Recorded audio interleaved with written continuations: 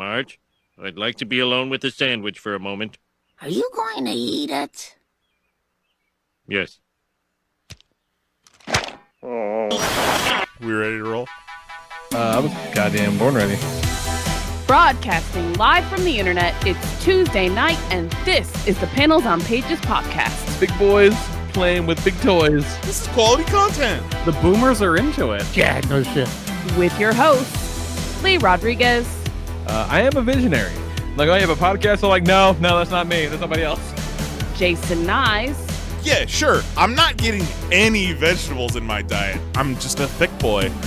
Jose Guzman. Well, they should be here, I think. I told you, shouldn't have fucked the fucking squid. Kelly Harris. Tell him Kelly eats Band-Aids. If there's any gang you want to be with, it's MDK. It's all about fucking hugs. And our good buddy Mahoney. And Mahoney's here. What's up, Mahoney?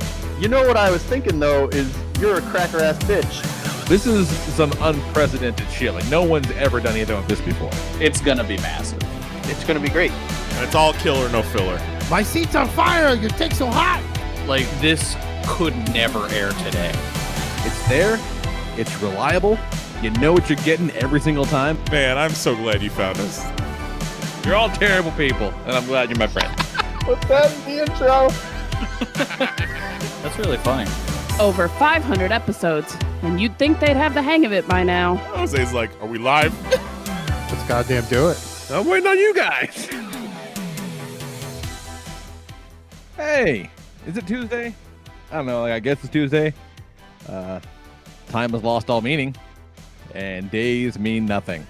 But I guess it's April 7th, 2020. The world is still on fire, and this is episode number 508 of the Panels on Pages podcast. I'm your host, the Lord Reverend Lee Rodriguez. Joining us tonight, we got Mr. Jason Nyes. Covered in Jesus' blood.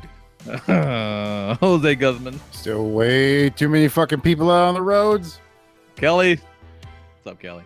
Wrestling is about characters, not just 5-star matches and false finish orgies. And Mahoney. Wrestling is about definitely false finishing orgies. Oh, man.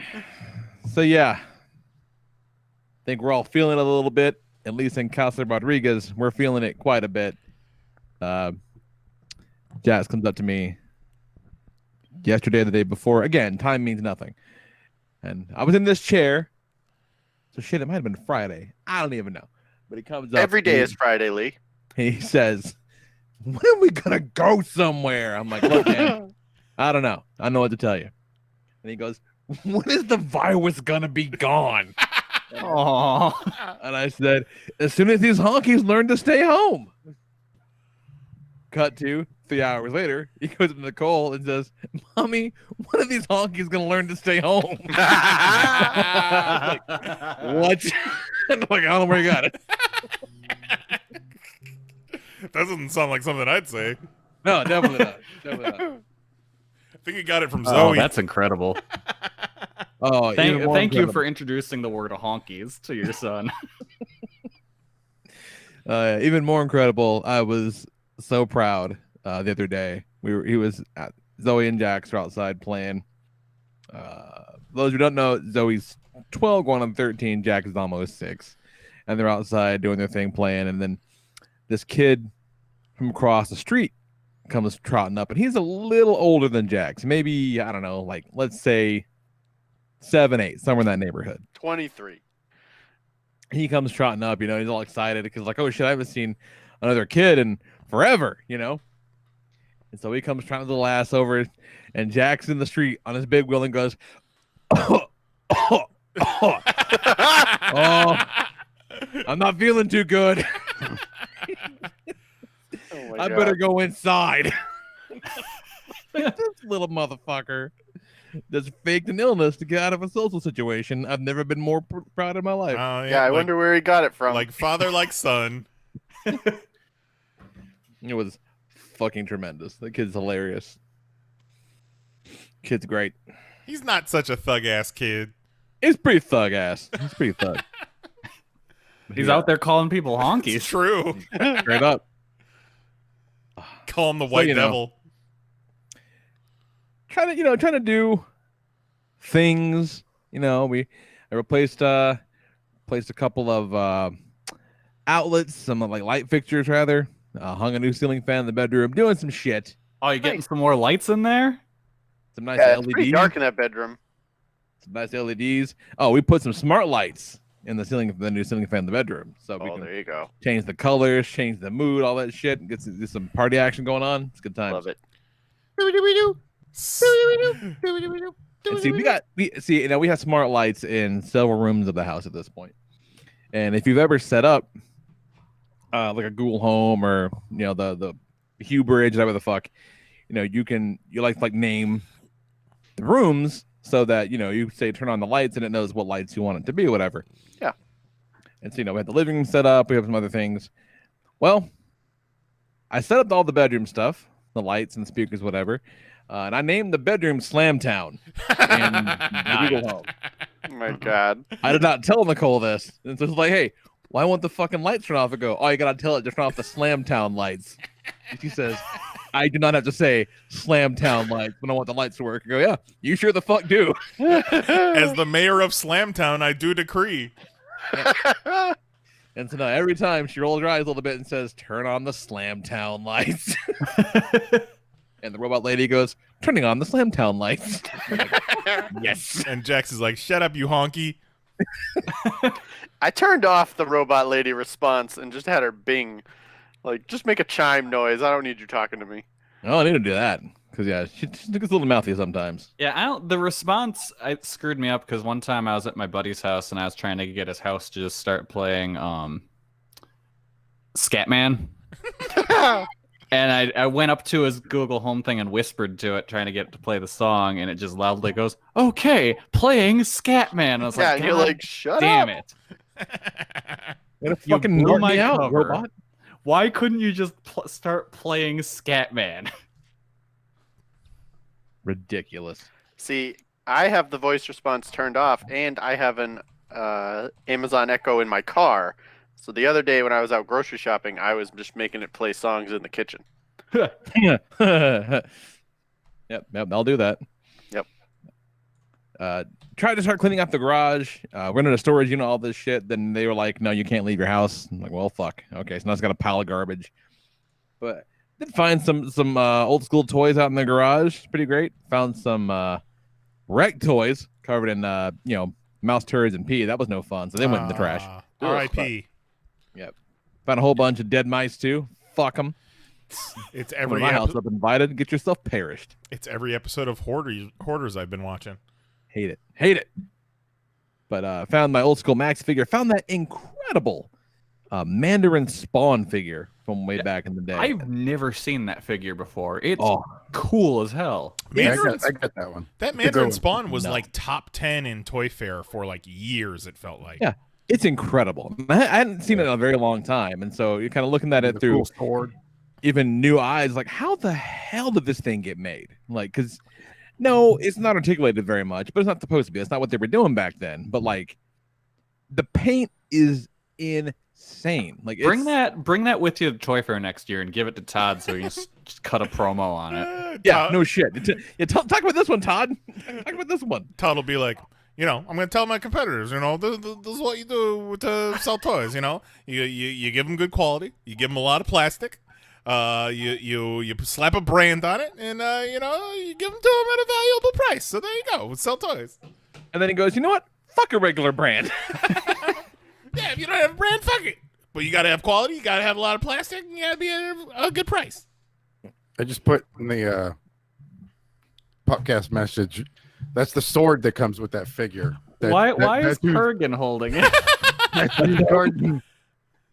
the sword that comes with that Spawn figure. That's awesome.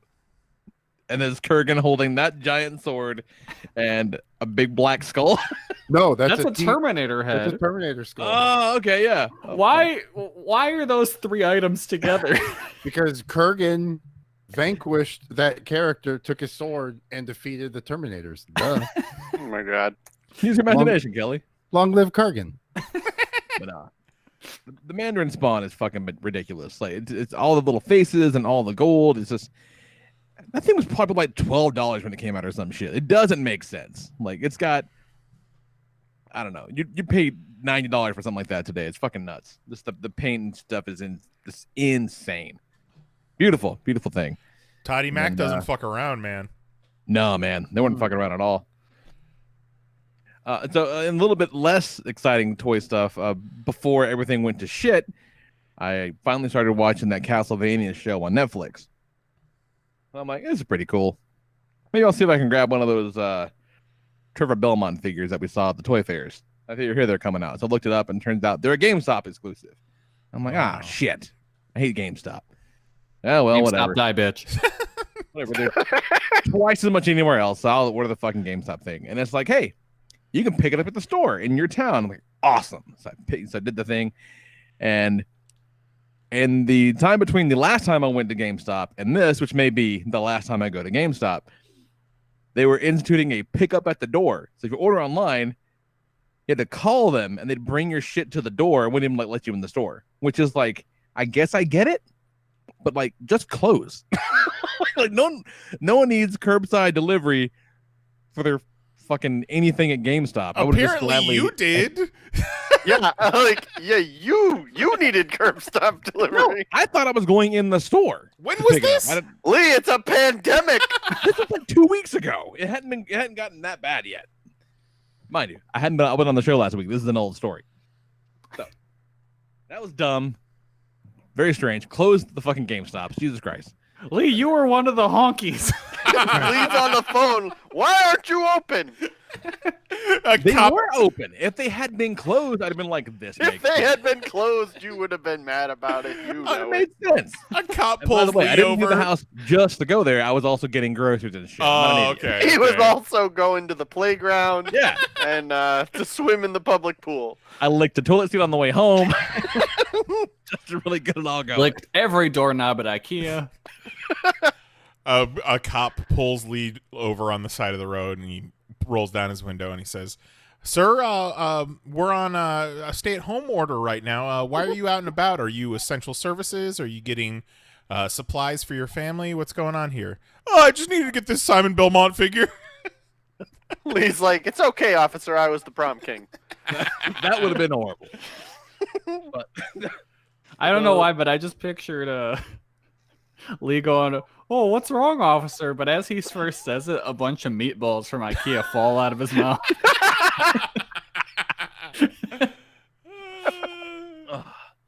But, okay, so I gotta say, if I was a cop and I asked somebody a question and when they opened their mouth, a bunch of meatballs fell out, I'd be like, "Have a good day. Have a nice day." As you were, sir. But this fucking Trevor has a whole bunch of hands and weapons and shit like that. It comes with 2 swords with 2 different sheaths that, as far as I can tell, do not attach to the figure's body in any capacity whatsoever. Oh, I hate that shit. Wait, So you can't like put the swords on him anywhere. who's Trevor? I thought you were using it as a descriptive No, it's phrase. the Like, other Belmont. Yeah, there's a whole bunch of Trevor. Belmonts in those games. Hang on, let me find a 50-minute YouTube video explaining the Castlevania continuity. Oy, oy, oy. Oh, there's Simon, there's Trevor, there's a Richter, Carl. Derek, Carl Belmont. Yeah. Cody Hank. Belmont. Hank Belmont. Karen. Yeah. Man, remember the day you discovered that Alucard was Dracula backwards? Yeah. What? That, that day is today. Yeah, in Symphony of the Night on the PlayStation, you played as Alucard, this vampire with all these special cool vampire powers, and then you're like, oh shit, he's Dracula's son, and Alucard is Dracula backwards. I'm like, oh fuck. And that's why Lee was going to name Jax Eel. Yeah. Here's my firstborn son, Nosad. Welcome to 1997. But he had these hands for like with these throwing daggers kind of made into him. That's pretty cool, you know. And then I realized he had no like open hands for holding his weapons, but he had apparently 2 sets of these dagger hands, but the dagger was in slightly different like positioning. And then I realized, oh no, they just put daggers in the open hands too. I got to pull these shits apart to make them work. So you have to. They just fucked up at the factory. So if you're wondering why can't my fucking Trevor Belmont hold any of his stuff, you got to pull the daggers out of one of the sets of hands. Real dumb. But yeah, And then only other thing I want to talk about real quick is fucking new DuckTales, you guys.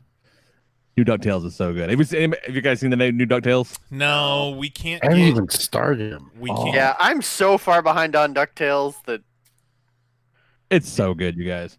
I wonder what the turnaround is from new episodes to Disney Plus. I was very bummed out that it wasn't on immediately. Like, Yeah. It really should have been. But they call back to the Legend of the Lost Lamp episode in this one. They do the first half is all done in the style of a 90s sitcom where Goofy's the friendly neighbor and he's straight up like, Dad Sweater Goofy from Goof Troop.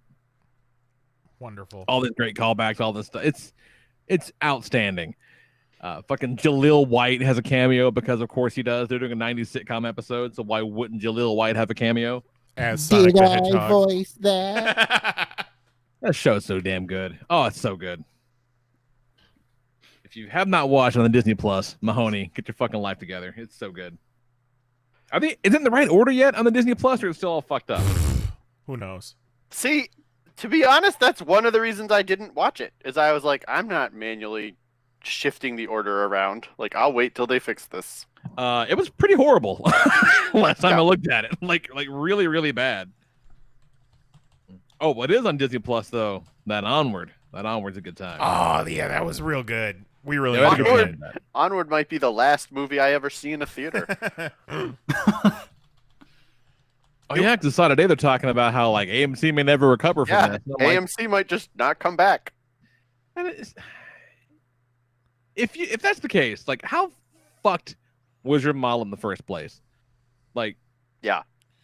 If they expect people, regular ass people, to be like, yeah, in case fucking you can't work for a few weeks, but have some savings lined up. But these big companies are like, shit, it's been 9 days. We haven't anybody in the door. Let's shut them shits up and fire everybody. Yep. What? It's proving that everything in the economy was just a facade. Yeah. Money's fake. Yep. They can just pretend that there's more. They can be like, okay, 15 trillion, fuck it. Yeah. With a T? That's right. With a T. Let me Fuck write you a check. Fucking My ridiculous. sir, how do you spell bazillion? And could you write that check out to cash? Why, if it's isn't to save our economy, why, sure. See that shit Oh, today that that $15 million stimulus package, or no, that was $15 million that they gave to the banks that just was immediately gone. But this whole stimulus package where we're supposed to get $1,200 a piece, Trump fired all the people that were doing oversight for it. He's like, Yeah. I'll take care of that. It'll be fine. Yeah, sure. Yeah. I got that. Oh, yeah, yeah. Don't we end up having to pay all that money back, though? Well, they tax Probably, you. Yeah. Cool. Well, So I don't even want it then. I don't know if because when they paid that what was it, a storm, when it affected a bunch of people, they sent Yeah, it was early 2000s. There was a nasty hurricane down here, and and everyone got like a $500 check who was in the states that affected. Right. That we didn't have to pay that back, but I think they did tax it. yeah, they Okay, just so ended I up. was They're gonna gonna say, like- tax it for sure. Yeah, but I didn't know if like your next tax return is just gonna be like, oh, it's all gone. Now they're No, I think that's some shit that like crazy honkies are spreading around. Okay. I 'Cause didn't. have I pay didn't that want to part. be like, all right, cool. Well, my tax return this year was $480, so that means I'll owe $700 some dollars. right. No. Because at that point, fuck it, I don't want the check. Yeah. Over your lifetime, they'll slow point you. They'll get that money back, Well, yeah. but you don't owe them that. Just gonna put it on your tab. Yeah. It's all fake. Yeah, It's it all on your fake life numbers. tab. Yep. That can go on the rest of the debt. Which, hey, I think it's right around. I got my student loans down to like 18,000, so that's cool. Hey, Oh, look at good you. lord. Hey, you've been out of college for like 6 months. Yeah. 18,000. I have so much student loan debt. Well, I started off doing pretty good just because I got a good ride in school. Like they Yeah, you covered did. most of my Yeah. tuition. Tell us more about the good rides you had at school. It was a Yeah. lot like a horse. Oh, yikes. I went to a fancy private art school. That was stupid. Yeah, you shouldn't have done that. Yeah, but look at you now. Yep. Look at me Fancy now. private artist. Working in data. Yep. Sure am. Well, I went for communications, and look at me. I'm communicating with 4 people. You're Yeah. communicating your balls off right now, Kelly. Mhm. So what you been doing that's not working, Kelly? Since you're not working anymore. Other than communicating. Yeah, I've He's been. riding like a horse. Yep. Well, today I started watching the Big Show. Oh, Fucking, no. you do realize there's millions of things on the Netflix, right? Yeah, and one of them's the Big Show. Well, yeah, I guess that's technically true. It's fine. Oh, No, it that's is not. why he was on Raw. Yeah, that's exactly To why he was promote on his Raw. fucking Netflix show. Yeah, it's fine. It reminds me a lot of the early to mid 2000s, like Nickelodeon scripted comedies of my childhood. So like it gets me there where it's just like I feel like I'm a child again and this is summer vacation. All right. So it's very nice. Like every now and then it gets me with a joke. Like it's for what it is, it's fine. I mean, he's great, but that format just does nothing for me. No, like I Would said, you it rather appeals. watch the creepy movie about the kid with the magic luchador mask? No. Oh, I'm gonna watch that too. Like it looks real bad. Like I'd wager that's gonna be way worse than the Big Show. I don't know why you spend so much of your time watching bad things. It's not that much. It But- seems like a lot. Every now and then you need to watch something bad to remind you what something good really truly is. true. So you know. So every time you see that greatness, you're like, oof, I could have been watching You this. gotta stare other into the bullshit. darkness before you light a candle. Yeah. I think you're just dragging down your expectations so that you're not miserable when you watch borderline sucky wrestling. But No. Also, when he's watching it, he's whipping his back. Yeah, And I deserve this. that's true. But the Big Show is kind of perfect to just put in the background while I play my Switch. Like I don't have to pay attention to that program at all. I think we've established every show is perfect to put in the background while you play your Switch. That's true. So Mahoney, you should watch the Big Show. Oh, I'm not going to do that. But it very much, I said this on Twitter, it appeals to the part of me that's seeing almost every episode of According to Jim. Does the opening go, well, it's the Big Show show? I really think it's a missed opportunity that they didn't. How is it not that? I know. I don't get it. Because they got morons writing it. Get Yeah. the fuck out of here. No. But I did want to tell a quick story about how me watching almost every episode of According to Jim. I say almost because I don't know if I've actually seen every episode or not. I probably have. But where that came in handy in life one time. So I had a friend. I had a friend in high school.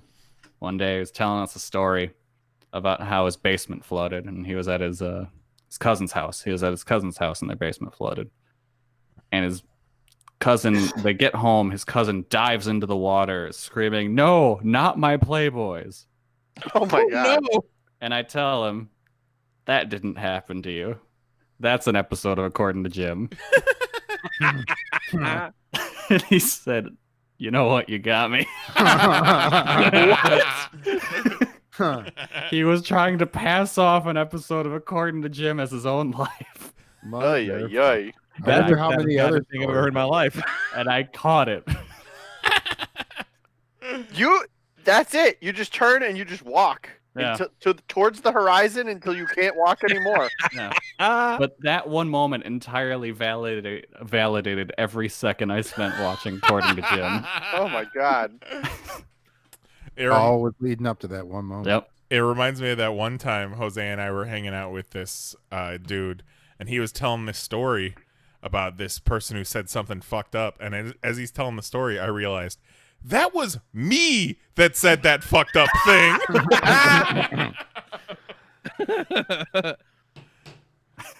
Motherfucker. Did you say something that it was you? I think I know this story. I don't No, I did not say anything there. I said something to Jose afterwards. That's Okay. for sure. Yeah, I bet. Jose's like, can you believe that guy? That's fucked up. And I was like, it's still me.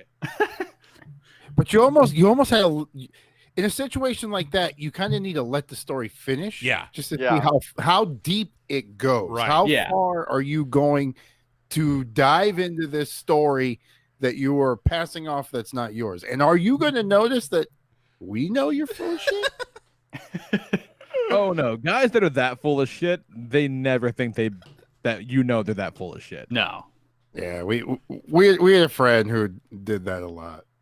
Told us a story about a chick biting his dick during the blowjob and smoking a blunt with Maynard. Oh, Maynard. Yeah. That motherfucker's not even in this state right now. Turns out you hang out with drug addicts, and they're gonna tell you some lies.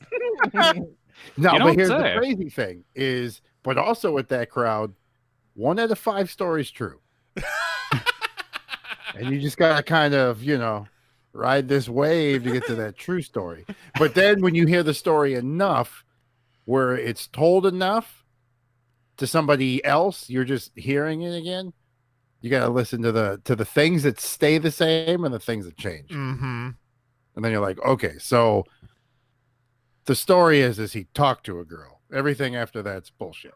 The story is he once saw a human female. At So, one point, a chick looked at him. Whoa. So what was it that got you into According to Jim? There had to be something. It was on Tuesday nights. And So you were Was there a flashing light that got your attention? No, maybe. I mean, we've been over this. I've made odd choices as a child. So in my you were television watching it viewing. first run on Tuesday nights on ABC. Oh, yeah. Oh, Did yeah. you hear a choir and you turned around and that Yeah. was playing and you're I mean- okay, I'm in? Think about how old Kelly was when According to Jim was on, because that's the age where I watched like Suddenly Susan Yeah. and Caroline in the City. Yeah. like- Under fire. Yeah, exactly. Like you You just make watch whatever weird is on. choices. Wow, I watched all of those shows. Yeah. Yeah. Yeah. Like I would watch. I'm there. I want to say like that was right around the same time that on FX there is that weird Courtney Cox show. Dirt. Oh, that show ruled. Yeah, Yeah. I watched that show in first run too. You're thinking Yeah, dirt. That show good. kicked ass. Dirt. Yeah. No, I like like I watched Dirt. that. Like they were probably on the same night. That's a legit good show, though. I missed that show. No, but I'm just saying, like when I was a child, I back, made very Kelly. odd choices. Like that's when I like for the longest time when I was a boy, my favorite comedian was Cedric the Entertainer because I enjoyed his television program. I never liked Cedric the Entertainer because it's like if you have to tell someone ahead of time you are in fact trying to entertain them, that's not a good sign. That makes it seem like the onus is on me to be entertained, and I don't like Yeah. that. But yeah, no, those were like the Tuesday nights on on ABC. It was like According to Jim, George Lopez. There's some other fucking show, Faith in something that I was used to watch. Like just bad shows. There's a part of me that just has that little bit of enjoyment out of these terrible sitcoms. And that's where the Big Show fits. Well, it definitely does seem to be in that lane, very much Yeah. so. No, it's just this little nostalgia, but then there's also the Big Show in it. Now, Like, by God, this is two things I like. Yeah. now he does play the Big Show. WWE. Yeah, he plays himself, but like a retired version of himself. Okay, so like, do they reference his old days and shit like that? Every now and then, yeah. Does he have Like, any he like was- wrestling friends that show up? Not yet. But he was talking about how he made Mick Foley cry once. Huh. And then there was one point where he met this his daughter's boyfriend. He met him, and like they hit it off. And Big Show gave him an old T-shirt where it was just like him with his long hair, like he was in WCW on it. And he hands him the shirt and goes, "But seriously, don't wear that in France. They will mug you for it." What the? So, like that popped me. Like, Imagine, why? imagine you're walking down the street in France and some French dude rips the shirt off of you and runs away with it. Well, because it had- it's the Big Bag. Only because it has a Big Show on it. You would Yeah, be no. so confused. It's 8 episodes. They're each less than half an hour. 8 episodes? Yeah. Oh, they're going for that big commitment. Yeah. So yeah, I'm I'll clear through the rest of them tomorrow. Netflix learned their lesson from Iron Fist. Yeah. Yeah, that's kind of when they started, like, maybe everything doesn't need to be 13-hour-long episodes. Speaking of Iron Fist, now that I've actually watched Game of Thrones, where he came from, where in casting did you look at everything and you're like, that's Iron Fist? Yeah. You know what I mean? Because like he's a knight who plays for the other team. In the only sword fight he does, he loses to a chick, which she's badass. So He barely does anything in the show at all, Yeah. really. like the most action he got for being a knight was in the bed. And Well- like I'm not saying he didn't show an acting range, because he did good. He acted well, but at no point did I look at that and was like, you know what? That's my next action star. Yeah, and that's exactly where they went wrong, because the thing he struggled with in Iron Fist season 1 and parts of season 2 was the choreography, the action choreography. Yeah. He didn't do any of They're that. like, He didn't you were have on any Game of experience with that. Thrones. And he's like, did you watch Game of Thrones? You want me to do a love scene? I got that shit. I'll talk about a dude's birthmark in bed all day. Yeah. I ain't throwing no punches. Yeah. So, and why, of all the characters, Iron Fist is the one that you're like, no, you don't need any fighting experience. Yeah. And here's the thing is, after Keanu Reeves in The Matrix, you can't come with that bullshit. Mm-mm. Like Keanu Reeves is still doing it. He's still doing it. And he's twice as old as you, motherfucker. Get your shit straight. And the obvious choice would have been Jon Snow, based on like presence and star power of the show. And they're like, nah, dude, Fudgepacker. Jesus. Right. No. You can't do that one either? No. Cancel. No. No. God damn. No. Jose. Put it on the retired list. Yep. All right. God Ay, damn ay, it. ay. Definitely not all right. All right. You know, I'm gonna dipping my stop. toes in I'm the gonna pool. I don't segue know. out of this. You know what else you didn't need to know how to be able to fight for? What's that? The Firefly Funhouse match at WrestleMania. Because it I'm fucking gonna watch wasn't. Why is it called Wasn't- the Firefly Funhouse?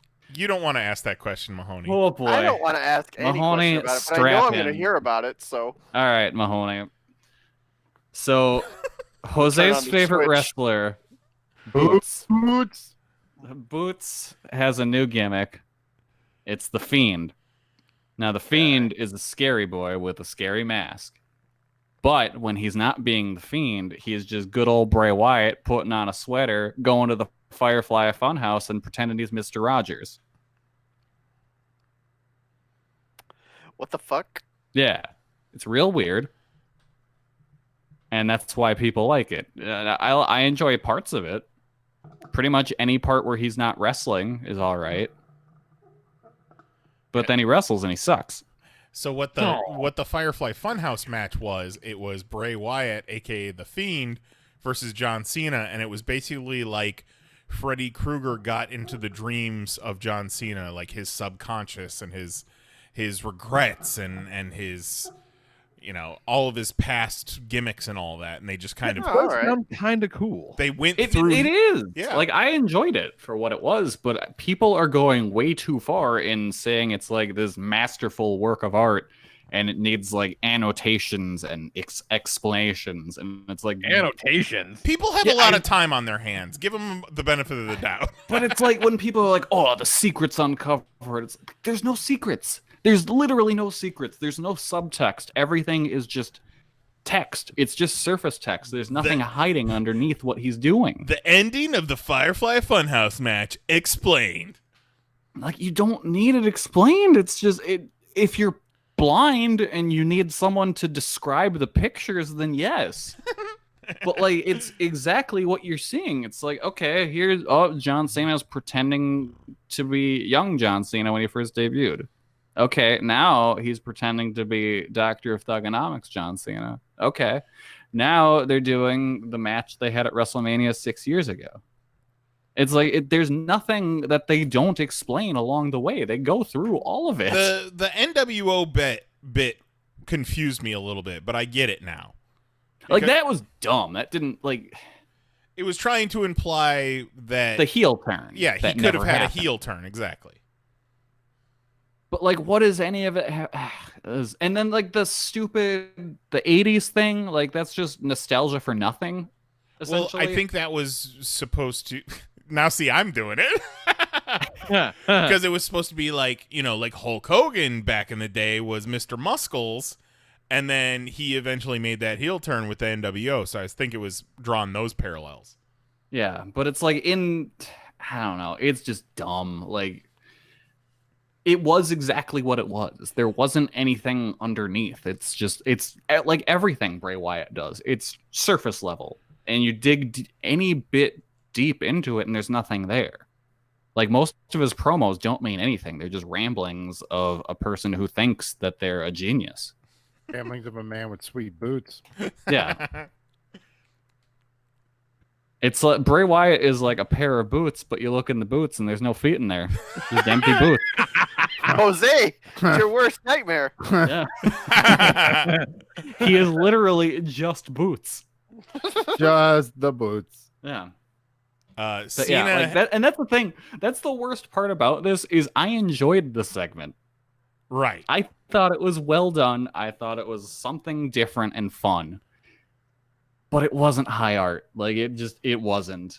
And it definitely wasn't a match. Like, I didn't give it any sort of star rating in the review because it wasn't a match.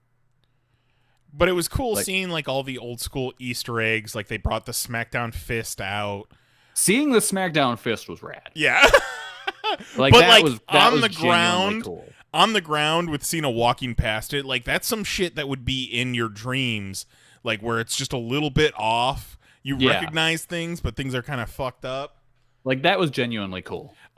Cena doing Dr. Thugonomics Cena did a rap, and one of his lines was, "You're a slut for opportunity. You're blowing every chance."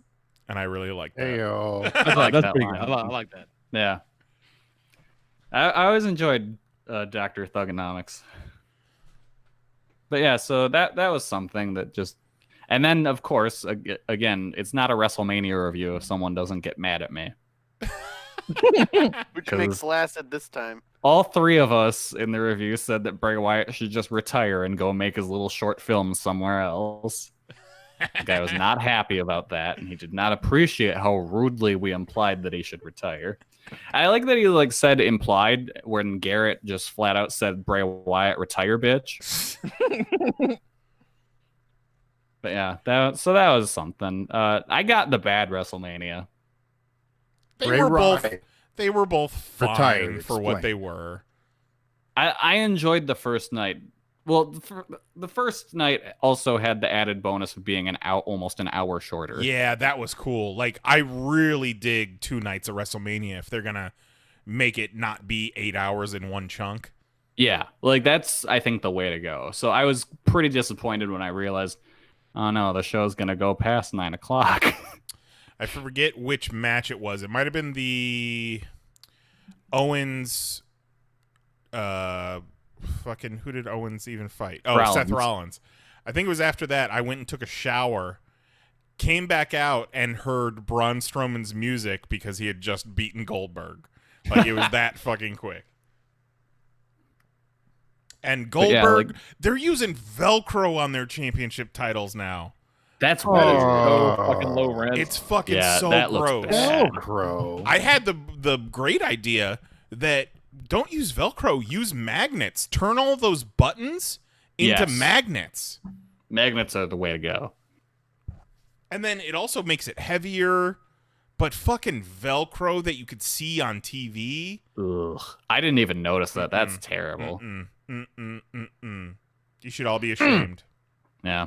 But I think the first night flowed a lot better. The second night had a lot of dead weight in the middle of it. The matches were quicker on the first night too. Yeah.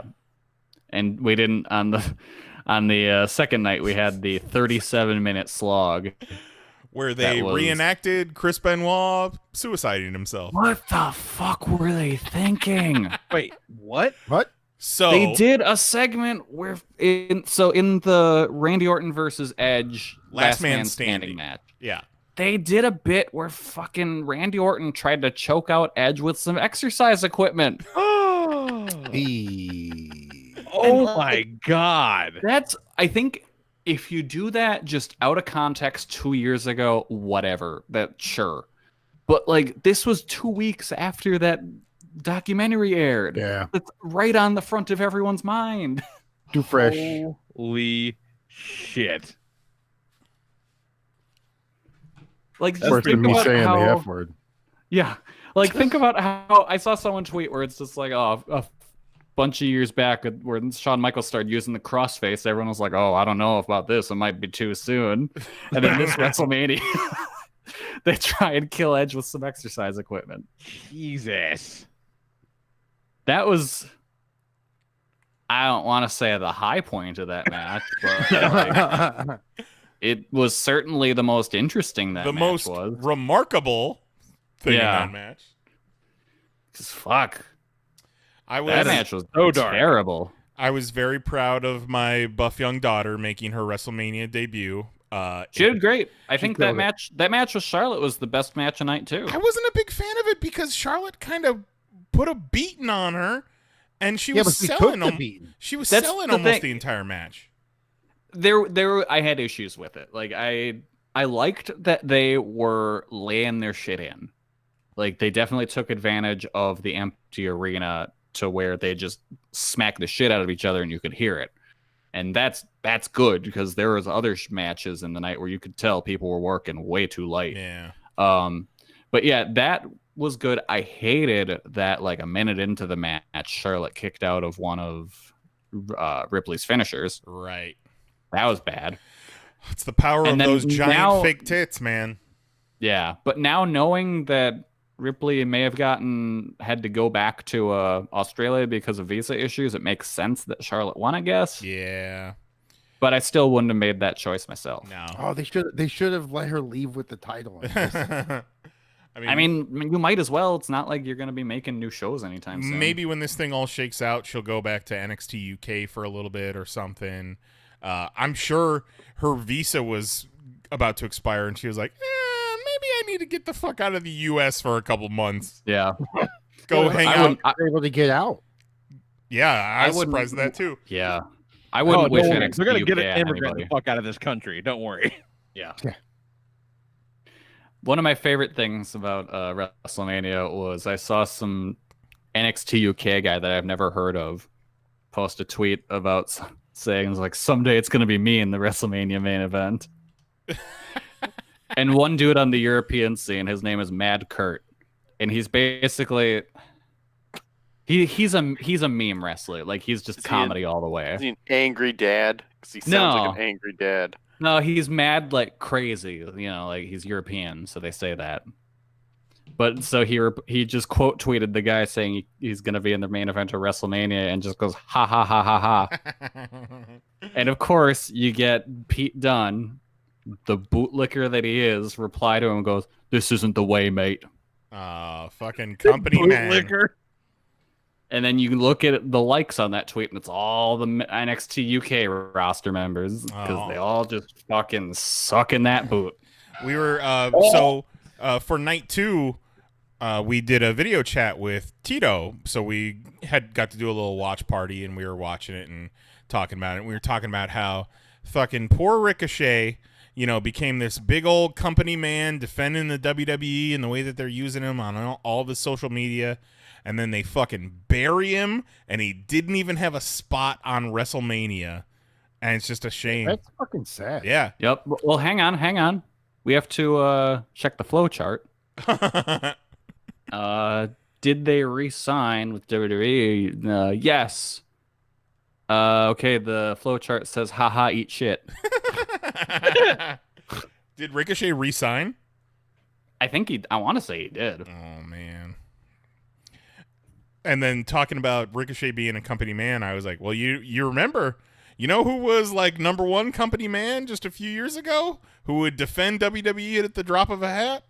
Chris Jericho. Yeah. Look at him now, baby. Yeah. fucking sicking dogs on people and getting out of jacuzzis with his pants on. That I laughed so hard. That made me laugh so much. Dude, when he gets out of the hot tub wearing his leather pants, like I laughed out loud to an empty. It was so He's fucking funny. so good right now. Like, just I've been seeing people say that he needs to be in the Righteous Gemstones. And the little bit that I know about that You know show, what? Yes. yeah, the little bit that I know about that show, yes, absolutely.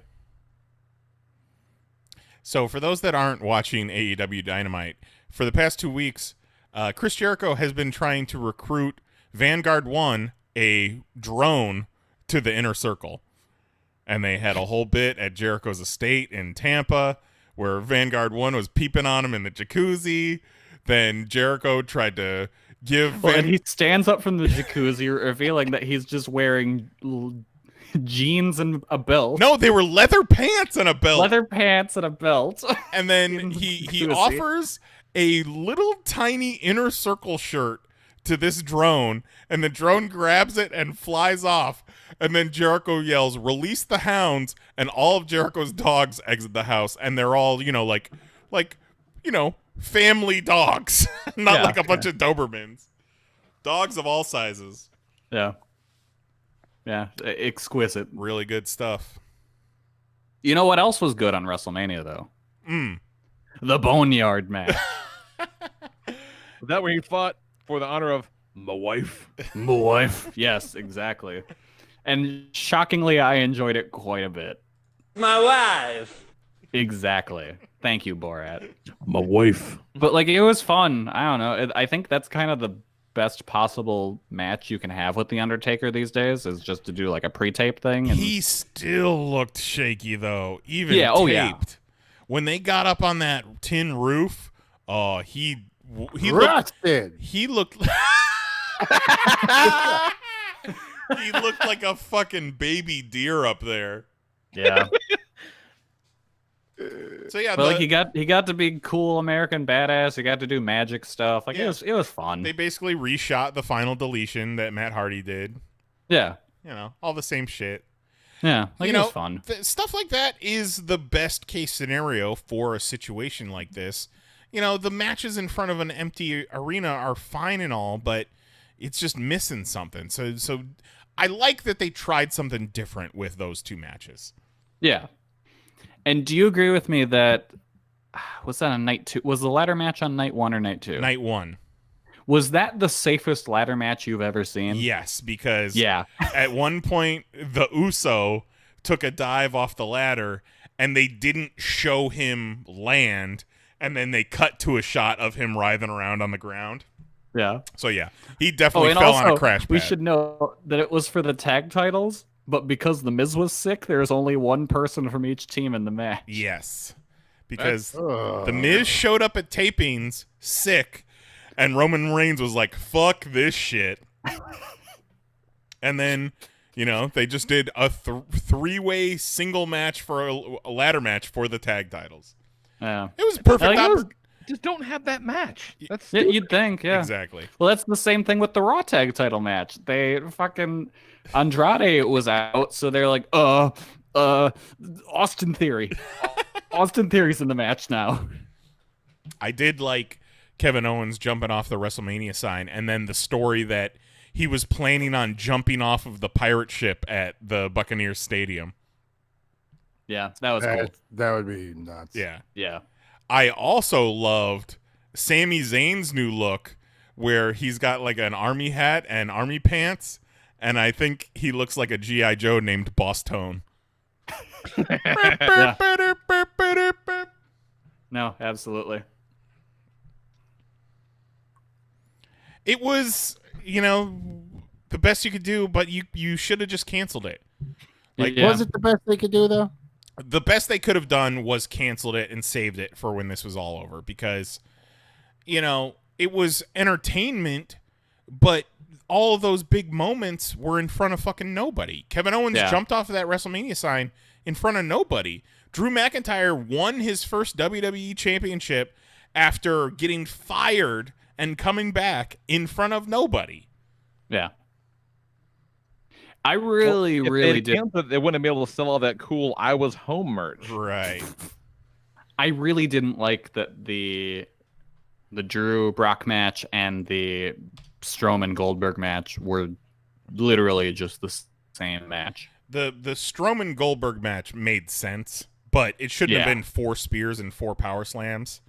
Yeah. You know, 'cause- they were just the same match. Yeah. It was like, how can you do like that's the thing with this show is like going back to the Edge and Randy Orton match.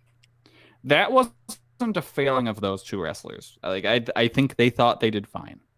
I think it was a failing of the WWE content machine as a whole that they didn't look at that and say, this is too fucking long. Yeah, let's cut we need 15 to cut minutes down. out of this, you know? Yeah.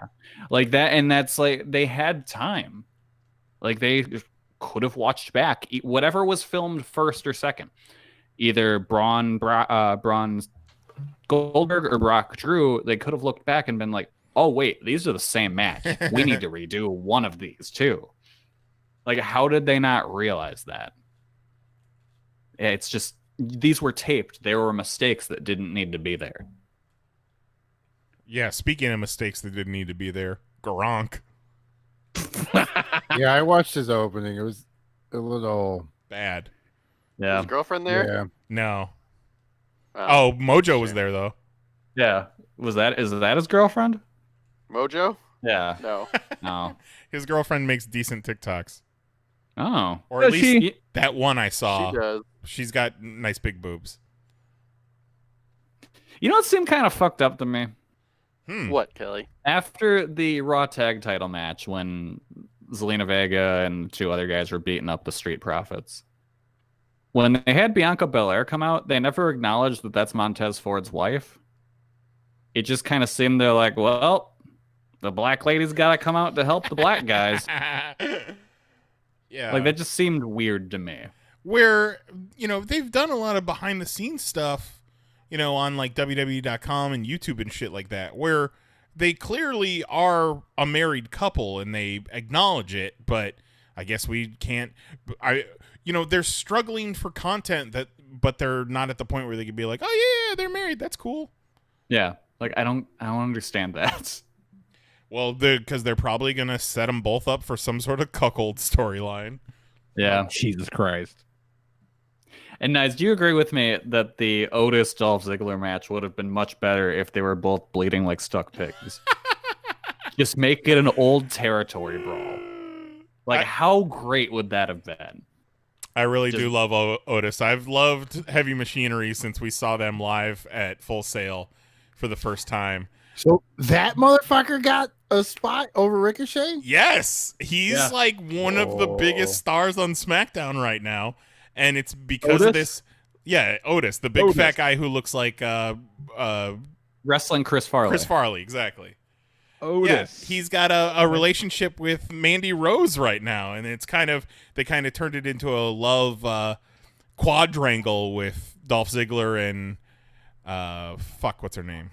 Sonya Deville. Sonya Deville. Okay, I was confused as to how she was playing into this. Was she like, I don't want Mandy fucking this weird fat dude. Yes. But Dolph, you're close enough to being a lady to where I can still enjoy it. Like, that's what didn't make sense to me. I think it was more of maybe Dolph such a slut that he'll just come in, ruin things for Otis, and then bounce, and then she can have Mandy all to herself. Okay. And then there's this hacker boy. We don't know who the hacker is. I think the theory is that it's Ali. That's what I've seen, too. Yeah. And it makes sense. He was a cop. And they've got the Iron Man arc reactor is in the video. Yeah. And he uses that. I just really like Mandy Rose. I believe that she would bang a sweaty fat dude. Yeah. Because she's just kind of like so. New Jersey trash. Yeah. No, I'd buy it. Her gear, which was a one-piece swimsuit with the entire front cut out of it. From tits to taint. Yep. Bless her heart. Yeah, no, I think that match would have been better if they were both just bloody. But overall, what a just forgettable WrestleMania. Oh yeah, we'll never think of the show ever again. They're going to really struggle to find moments from this that they'll be able to show in packages in the future. Especially because they don't want to ever recognize why they're not performing in front of anybody. Mm-hmm. They never say disease, virus, pandemic, extenuating COVID, circumstances, Kelly. Nothing. Come on. They never say it. Extenuating circumstances. That's strange. These uncertain bizarre. times, Kelly. It's 100% because Vince doesn't believe in it. Well, I'm not talking about that. Is it that, or is it like his sports entertainment branding? Yeah, no, I think it's he doesn't believe in it because I think he genuinely believes like that you're weak if you can't control your sneezes. So Vince, you gonna die? Vince, you gonna die? Because that was that bit on AEW when Brody Lee was yelling. Yeah, when Brody Lee was yelling at that guy for sneezing. That's an old Vince thing. Mm-hmm. Right. So I guarantee you that he doesn't believe in the coronavirus at all. The sports entertainment thing still gets me because the pre-show match between Cesaro and Gulak, at one point, I think it was Cole that said, "These are you get all these names, Mahoney. Don't forget Cesaro and Gulak." Some child in Fortnite just tried to snipe me, sidestepped it, sniped him right in the face. So that was pretty great. But during We this, need to get Carry on on with your WrestleMania talk. What are you guys doing tomorrow? I got a doctor's appointment. Same thing we do every fucking Yeah. day. Try to take over Nothing. the world. I picked the one day he's got something to do. Let me I finish up canceled these. my doctor's Let appointment. me finish up these. Yeah, why are you going to the doctor? Well, he has a reason. I got a too. follow-up. His insides Oh, tried all to right, fall all right. out of him. It's true. Fair. Yeah. For me, when I called my doctor's office and I was like, "Hey, I have an appointment coming up this Friday at 8. And I'd like to cancel it because do I have to? Yeah, well, I said I'd like to cancel it, because of the COVID stuff. Rona. And the lady didn't even ask for my name. She's just like, "All right, cool, I'll take it off the schedule. Thanks." He went in there and cleared the whole day. Hey, Yeah, the and guy called in and was like, "No, I can't do any of this." So You were the last canceled. one. Yeah. Well, because I kept expecting them to call me and cancel, and I'd been like, "Yeah, fine, whatever." But then it came around to Monday, and I was like, "Well, shit, I should cancel my appointment because I guess that's not happening." I was supposed to have like a checkup with my regular doctor. I was like, cancel. Yeah. Number one, I ain't making that drive. Number two, it's outside. Number three, no. Yeah. I'm not going anywhere that isn't to get supplies. Yeah, no shit. I can't find toilet paper right now. You think I'm gonna go sit in a goddamn office for you to say, "Cool, we'll talk to you in 4 months"? I know a guy who's a manager at a Walgreens, and he was telling me and my friends that they need to pretty much keep all of their incoming supply, like deliveries, top secret, or else they'll have people just harassing the truck drivers, wanting to get the stuff right off the truck as soon as possible. I believe it. Yeah. No, because you get that, because when people like regulars, once they get your rotation down, they're there when they know you're putting shit out. But what they don't understand was like, yes, this came out on the truck, but what I'm doing is this pallet here. Yeah, I need to check it's this in. probably here, but it might be on that pallet like a couple pallets back. I'm not gonna go rip through a bunch of shit just to get you your one shit. Yeah. Right. Like a week or two ago, I asked him, like, "Hey, if you have any toilet paper, just let me know." And he's like, "Oh, yeah, I'm getting a shipment in later." And then, like, an hour or so, he messages me and goes, "Hey, I just found two big packages of toilet paper hidden in my back room." Like, one of his employees was stashing them. He's like, "You want one of them?" Fuck yeah, I'll take one of those. Our stay-at-home order for Florida went into effect midnight Friday morning. So Friday morning, I went out to get toilet paper because we've been running low and we haven't been able to find anything. So I went to hit the grocery stores as they were opening, and I went to the first one and pulled up, and there were people standing outside waiting for it to open, but they're all standing 6 feet apart from one another and all just staring at the front of the grocery store. So it straight up looked like Dawn of the Dead. Just Oh. a bunch Was it of a lot just like when we were trying to get into that place for breakfast in New York? No, they There's weren't. one guy in there and he looks at us. He's like, ah. They weren't pointing at their watch. They were just fucking standing there. And then the doors opened and they swarmed, man. I got the fuck out of there. Yeah, apparently they have taken to limiting the number of people that can be in the store. Yeah. So like fucking doing the, clicky thing on them. I guess I don't know. Yeah. But I know a dude that works at a Walmart, and they have a limit on how many people can be in the store at a time. right. Yeah. Do you want to guess how many? It was like Close 1,000, to right? lot. 25, right? 1,000. Yeah. Oh, excuse me. The And we're all person like, that's fucking insane. He's like, Joanne Fabric kind of is normal. 25. when I went to Walmart the other day, the last time I went out, and now I'm set. I'm planning on staying here for 2 weeks. I walked in and the person was counting at the door, and she just had her calculator open on her phone and was just hitting equals every time somebody walked by her. I was like, all right, I guess that's one way to do this.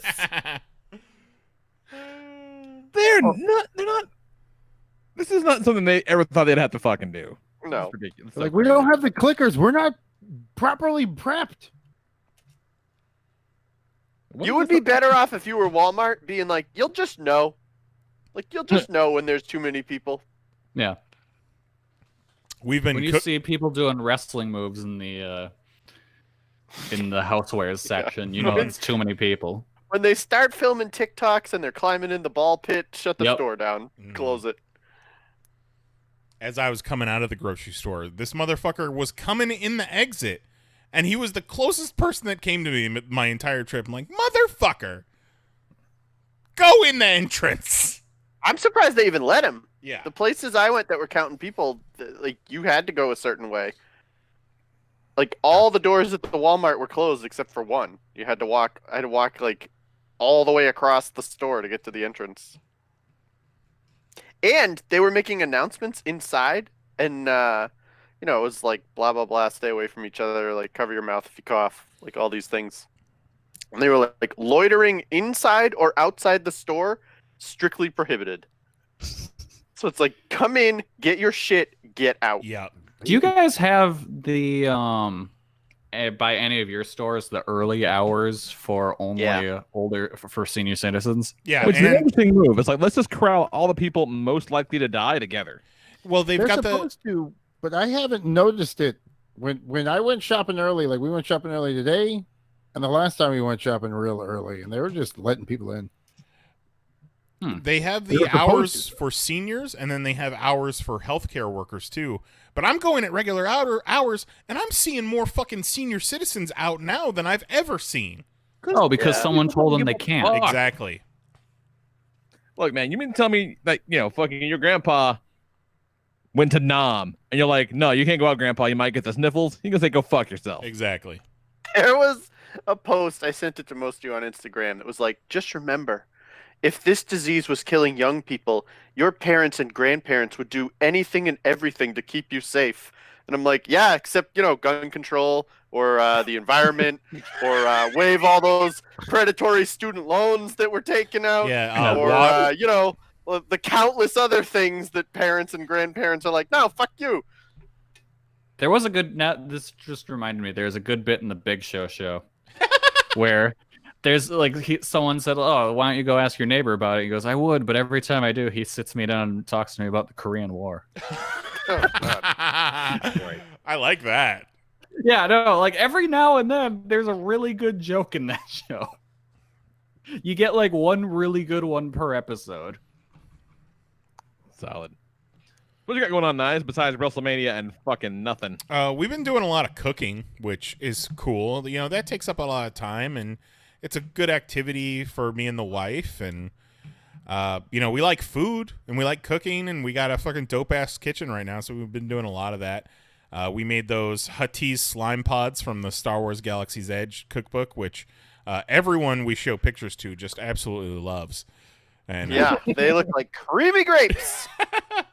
it's really good though. It's basically potato gnocchi with a avocado pesto, and there's like pistachios and spinach and Listen, I love you and your wife and all of the food you make looks phenomenal, those things look absolutely disgusting. But that's the point. It is, But it you is know what? horrendous.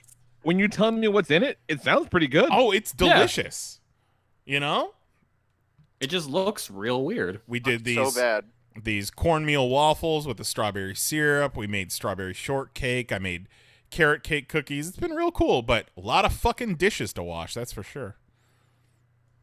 Yeah, Nicole's become quite the Instant Pot champ. Oh yeah, Instant Pot's the shit. We made out of one of Mary's vegan cookbooks, it's enchiladas that uses sweet potato that goes in the Instant Pot. Really good. Sweet potato enchilada, Yes. you say? Yes, it's sweet potato, squash, and black beans, essentially. And, you know, like onion and garlic and all that kind of stuff. And it's actually very good. It's very similar in ingredients to her vegan chili that she won second place in the chili cook-off last year. Nice. So that's cool. And then, you know, I just been thinking about things. You know, we're supposed to wash our hands for 20 seconds right now. So I'm thinking to myself, like, are we supposed to wash everything for 20 seconds? Like, I just lather and then rinse. Am I supposed to be, like, lubing up my balls for 20 seconds before I rinse them off? Yeah, I guess so. I mean, that's going to take a lot of time. And Each ball, by the way. 20 seconds per.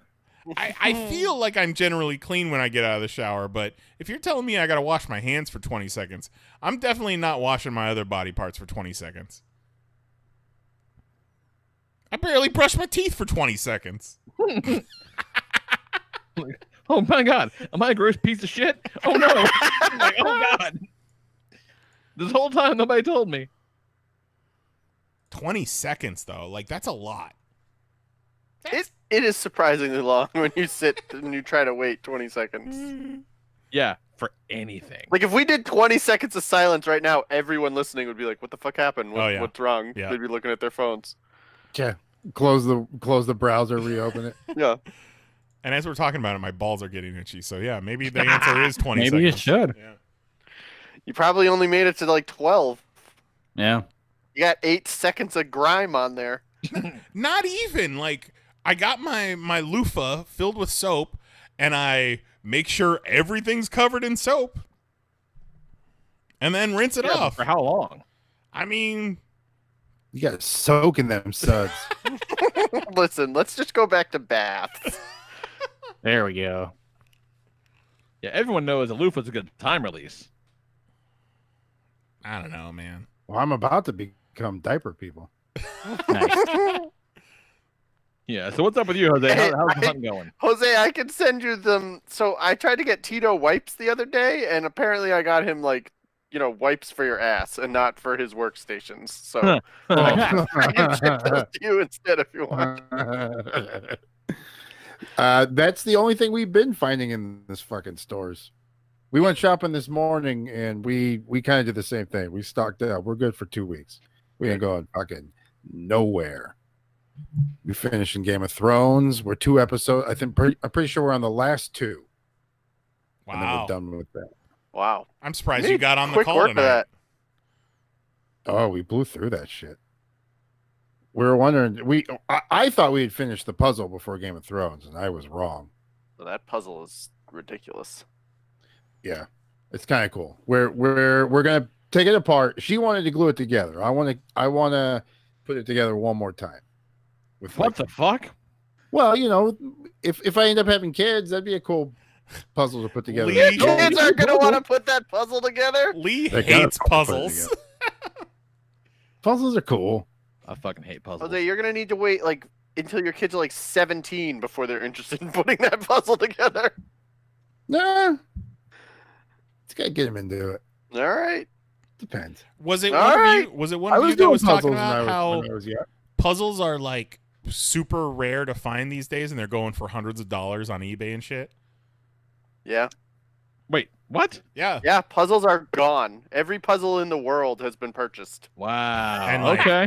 You can't buy a Nintendo Switch to save your life right now. Yeah, I bet. Yeah. Dude, they say that, but I had one delivered 2 days ago. He said, "What? The hype ain't real." Well, I figure I'd heard those rumblings, and so it's shit. We want to get one of the little the light ones for Jack's birthday, and so we're going to get it now and not have to fight that in a month and a half. Deal with it. Where'd you buy it from? Fucking GameStop.com. They delivered that shit 2 days ago. Huh. Look at that. GameStop, deliver, bitch. Well, the lady made some makeshifts with Makeshift puzzles. She just Yeah. cut up some magazines. She just took a bowl, threw it on the kitchen floor. we printed a picture we liked from the internet, put it in a shredder, and then dumped it out on the table. Some mask, bandanas, and the hair ties or whatever. So that, and then I had a box of Barber's latex gloves, so we threw those fuckers on. No Topo Chico, man. Hurt. I gotta go 2 weeks without no Chico. I got a couple in the fridge. What? I'll fax you one. Fax me one. So we're good on food. Her sister had a 12-pack of toilet paper, so we fucking scooped that up. But we every time we're going out, we haven't seen shit. This one actually had paper towels, but we're good on paper towels. Yeah, when I hit the grocery store Friday morning and I hit the paper aisle, it was mostly empty except for a few packages of Bounty paper towels, and the only toilet paper they had was Quilted Northern Ultra Strong. And like I said it in our message group, I was like, if this shit's any good, I might switch to Quilted Northern because Charmin's been fucking up and hasn't been keeping their shit on store shelves. So you might have Northern, you might as well use your fucking hand. Yeah, you might have a new customer, Quilted Who Northern. will be king of the toilet paper wars? I get the thing with like dystopian shit. Like none of us can get any, wipes or cleaning products because they're shipping them all to hospitals. Like I get that. Like they're still making them. They're just not available to the general public. That makes sense. Where the fuck is all the toilet paper? Yeah, the toilet paper makes zero It's probably sense. the same white people buying it over and over and over. It's either that or it might just be the simple fact that, like, let's say just throwing numbers out of my ass. What if, like, of all the toilet paper, what if like 60% of it was commercial and 40% was residential, right? But like now nobody's going to fucking work, so all of your dumps are at home instead of having any dumps at work. That's Even if you're actually not hoarding. Even if you're not hoarding, you're looking at like a far greater home dump allotment. So you need more. You need more TP. No, that legitimately is a factor in this. Yeah, but to completely most of those clear all the restaurants shelves for forever. But that's the thing. But also based on like the people that I've talked to that work retail in these kind of environments, they are ordering more than they've ever ordered for toilet paper before. They get it in, and within like 2 hours, it's all gone. We'll order twice as much. I think it's just the same honkies buying it over and over and over. Well, that's fine. Just keep ordering more and more to where their houses fill up, and then the rest of us can get reasonable amounts of toilet paper. But I think you can only order because you're gonna get allocations on stuff like that. Well, and at least the place I stopped at was limiting one per customer. Well, that too, but I'm saying what they order, you're gonna get allocations on. Because, like, I mean, just in my dumb work, we get allocated on stuff all the time, and that's dumb comic books that don't matter to fucking anything. I don't know, Kelly. You guys might have a secondary market here. Yeah, we're gonna open back up. People can wipe their ass with Batman. True. Everyone but like, talks so about- with real things, you're gonna actually get allocations on that, especially now when it's a super in-demand product. So I think stores are getting as much as they can. It's frustrating. If they're forcing people to build shit, why are they not forcing people to build more toilet paper? Yeah. Where's the TP Defense Act? Like, fucking Charmin could be the biggest company in the world right now, but they're just fucking up. Yeah. Do you guys see the semi-truck the- filled with toilet paper that caught on fire on the side of the road? Oh, that's a real no. shame. Now Oh. they're just flaunting it. Even better. You guys remember the Goliath booth and their new trending game for 2020? Oh, wasn't that the toilet paper game? It was called TP Me. Yep. Now it's called Fuck Me. You wear this hat that looks like a tree, and then your teammate slingshots little tiny baby rolls of toilet It's an paper. impossible game. Yeah. It looks pretty fun. This is where the throw up unicorn takes it over. Yeah. Yeah, they were having fun at that booth, weren't they? Oh, it was a good time. Those guys rule. Shouts out to the Ron. Yeah. And his shoes. The Yeah, wrong. respect the man who wore a different pair of shoes each day of the show. And each were flyer than the last. Mm-hmm. Hella He built fly up. shoes at the Ron. It's the only way you can do it. You can't go down. He said, "No chill on these feet." No. What you got? Anything else, Mahoney, we're talking about?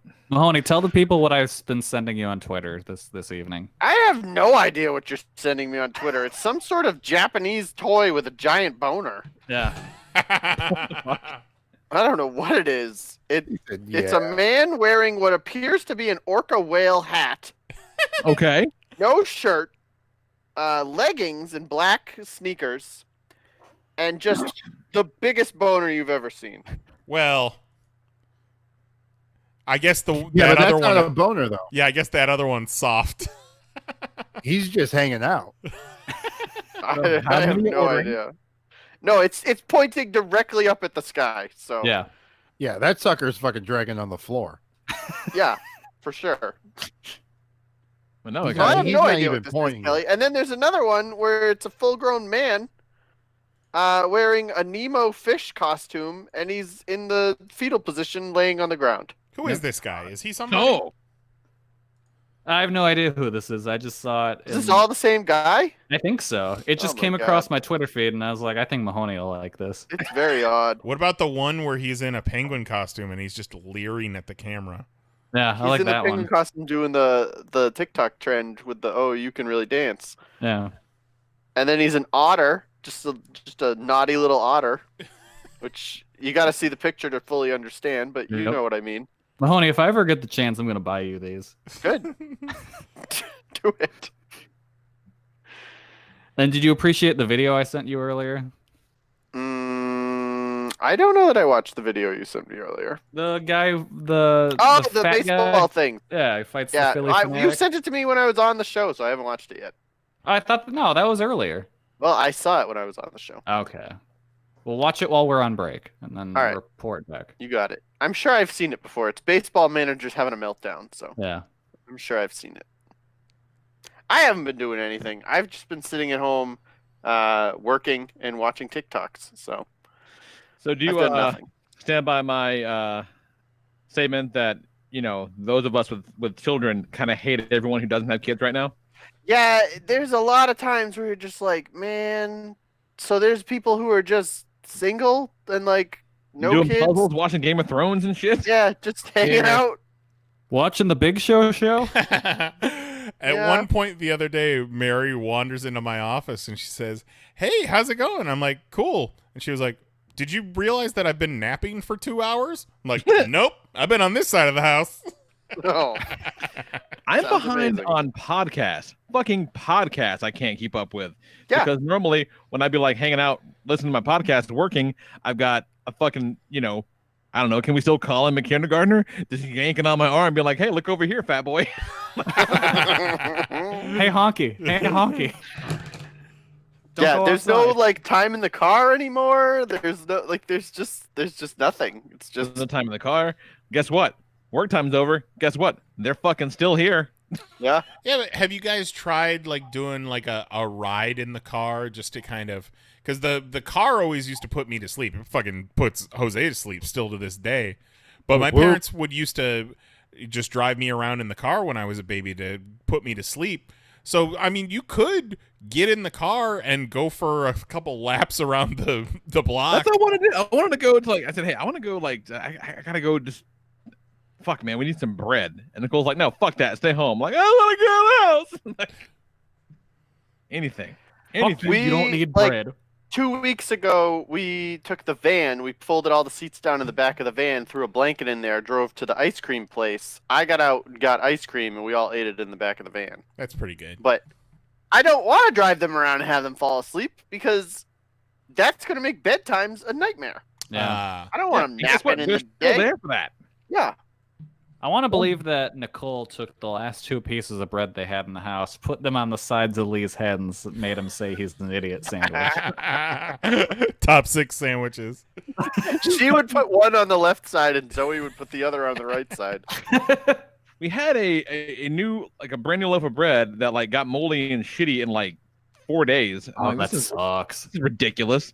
And she's like, "Oh, we still have this loaf of bread," and it's one of those weird like Got seeds in it. that's like 45 calorie slices of bread, and it's not even really bread. Oh, yeah, they're like tiny. No, full size, but like black magic. Oh, that's weird. And I'm like, okay, great. Hey, yeah, this loaf looks good. You're right. It looks like a perfectly fine loaf of bread. There appears to be no mold on it. However, the bag says it expired January 25th. Oh, God. Oh, no. So what the fuck are they doing to this bread that it looks delicious and fine to eat 3 months after the expiration date? I don't want to put this in my body. Are you fucking crazy? Holy shit. It's just packing peanuts with crust painted on it. And then you called Nicole an idiot sandwich. No, then he cut that bread in half and made it into French toast. Can we talk about that for a minute? Have people seen the French toast that The Rock makes? It is no You mean the no meatloaf? thinner. Yeah, it looks like a fucking meatloaf. It's 8 inches thick. The guy takes a loaf of bread, cuts it in half, and turns each half of the loaf of bread into a piece of French toast. Have you ever made a piece of French toast in your life? How the fuck does that work? It's gotta be. can't- It's gotta be that fucking real sweet, real soft Hawaiian style bread that's just like cotton candy. I guess. Yeah, you because can't that's not like possibly a cook huge it all the way loaf. through. It's kind of like a.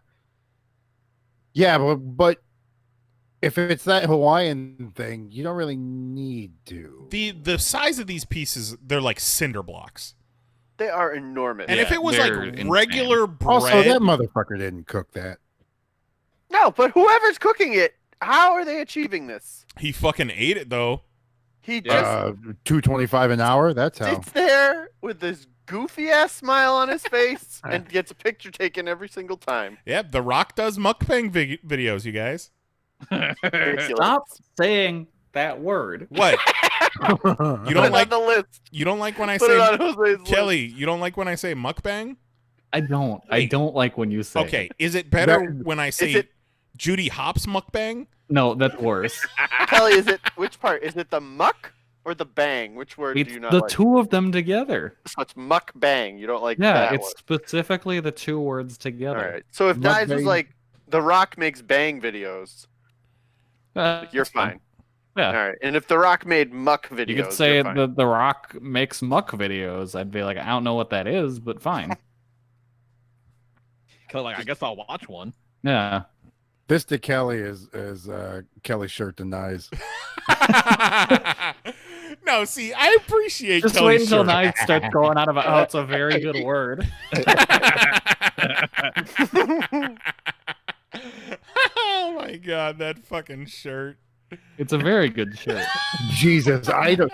When I saw him that fucking first time in the morning, I was like, "All right, all right." That's what we're doing today. I mean, fucking statement noted.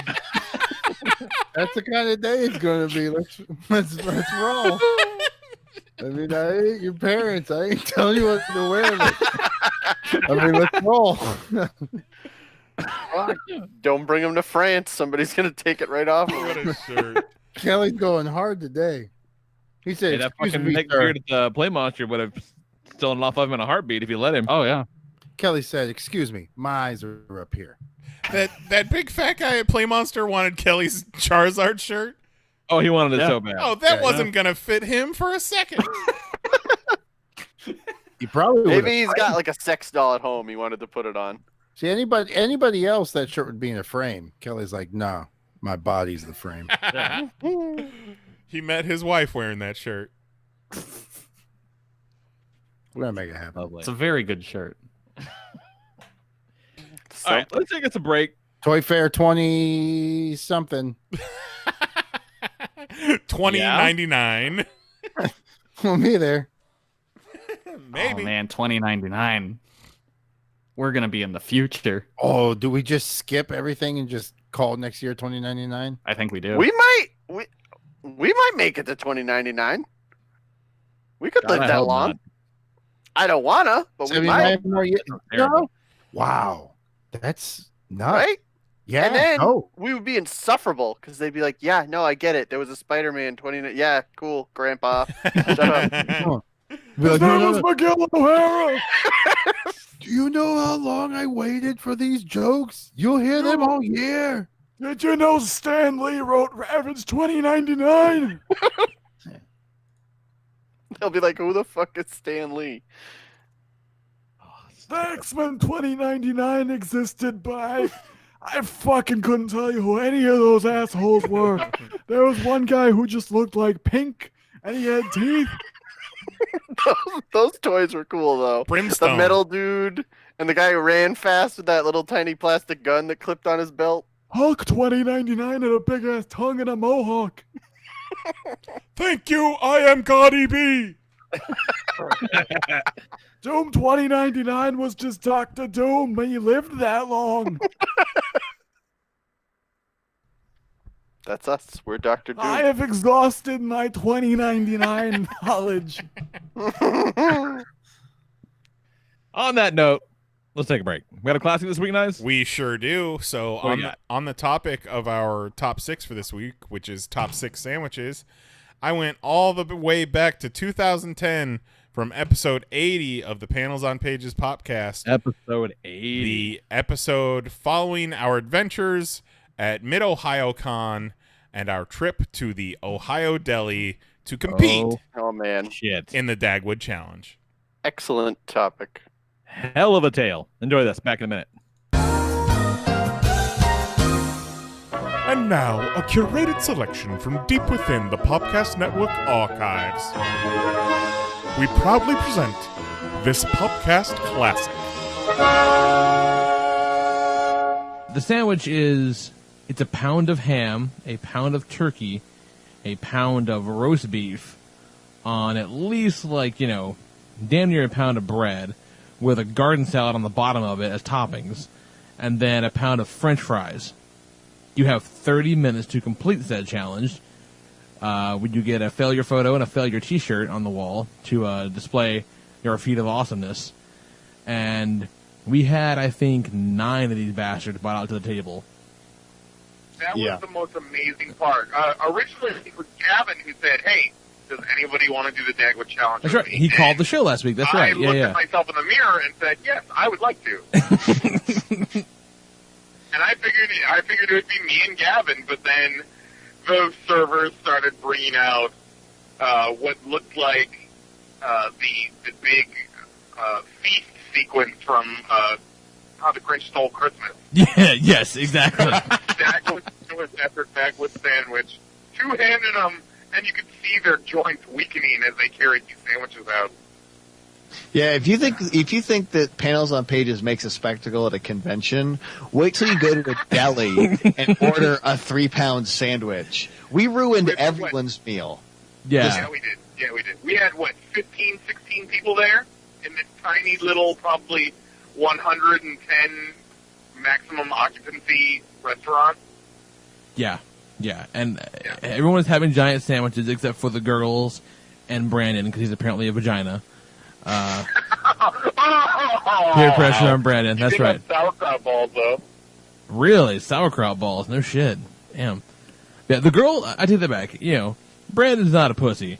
Brandon's just smarter than us, which is why the girls didn't do it because the girls are all fucking smarter than us. That's exactly what that shit was. Man, I want to have some kraut balls. Well, just go down to Germantown with $25 and no, never mind. I've been in the car all day. I kind of have some sauerkraut balls going on right now. Oh my god. So, But yeah, there's. I mean, I think a goat head video also, and I'm pretty sure. I think Potato Joe had some video also. Maybe. This is going to be like a Rashomon style. Yes. experience yes. of deli meats and failure.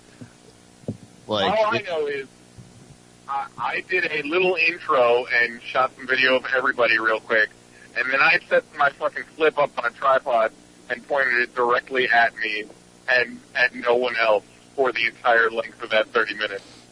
I was doing commentary on the whole scenario because I went into it not prepared. I was sick. I'm still kind of feeling kind of shitty. So excuses.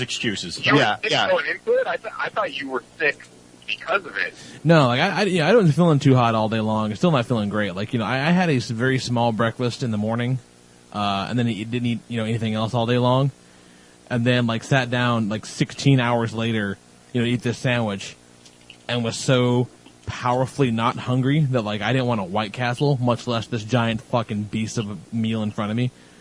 So I still don't have much of an appetite even now, which that's how you know a fat man is sick when he doesn't want to eat. But yeah, I was in the car with Lee and Goat, in Goat's rather impressive automobile and his rather impressive driving skills. No shit. Yeah, which I told him at one point as we're driving along, it's like, Goat, I kind of want to fuck you right now.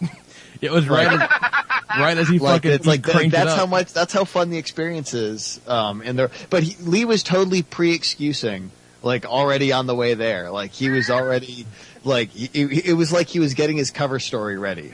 I'm not feeling well. I don't even want a White Castle. I think I have a fever. The worst part is, I know I don't want to say I know, but I'm confident on a good day I probably could have put that away.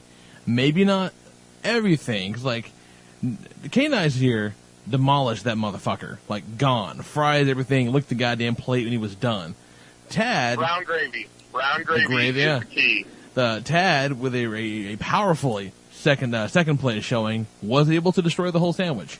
Yeah, I got with the exception of one big bite of sandwich, I got the sandwich in time, and then. I maybe a quarter of the fries. I concentrated all my effort on sandwich. I went all sandwich. I have to. I'm not a big competitive eater, but I have to agree with Nice that I don't doubt that gravy is the trick. Although it scares me. You need something to lube the throat for the food. And yes, I know how gross that sounds. But the problem with brown gravy is very rich. And that's going to hit you hard. The fries are just so heavy, man. Yeah, they're practically, they're kind of like Rally's fries. They're sort of like spicy fries. They were really good. Yeah, they're very good. Everything about the sandwich, it isn't just hey, let's make a big sandwich and I don't know, who gives a fuck. It's a legitimately good sandwich. That it was in fact delicious. The mayo was delicious. Yeah, and like an idiot, I was drinking coffee. She did the beverage order, and I'm like, yeah, I'll just have some coffee. And, she leaves, and I'm like, I'm the dumbest motherfucker alive. I'm doing a food challenge, and I'm going to have some coffee, drink it with my pinky out, so why not?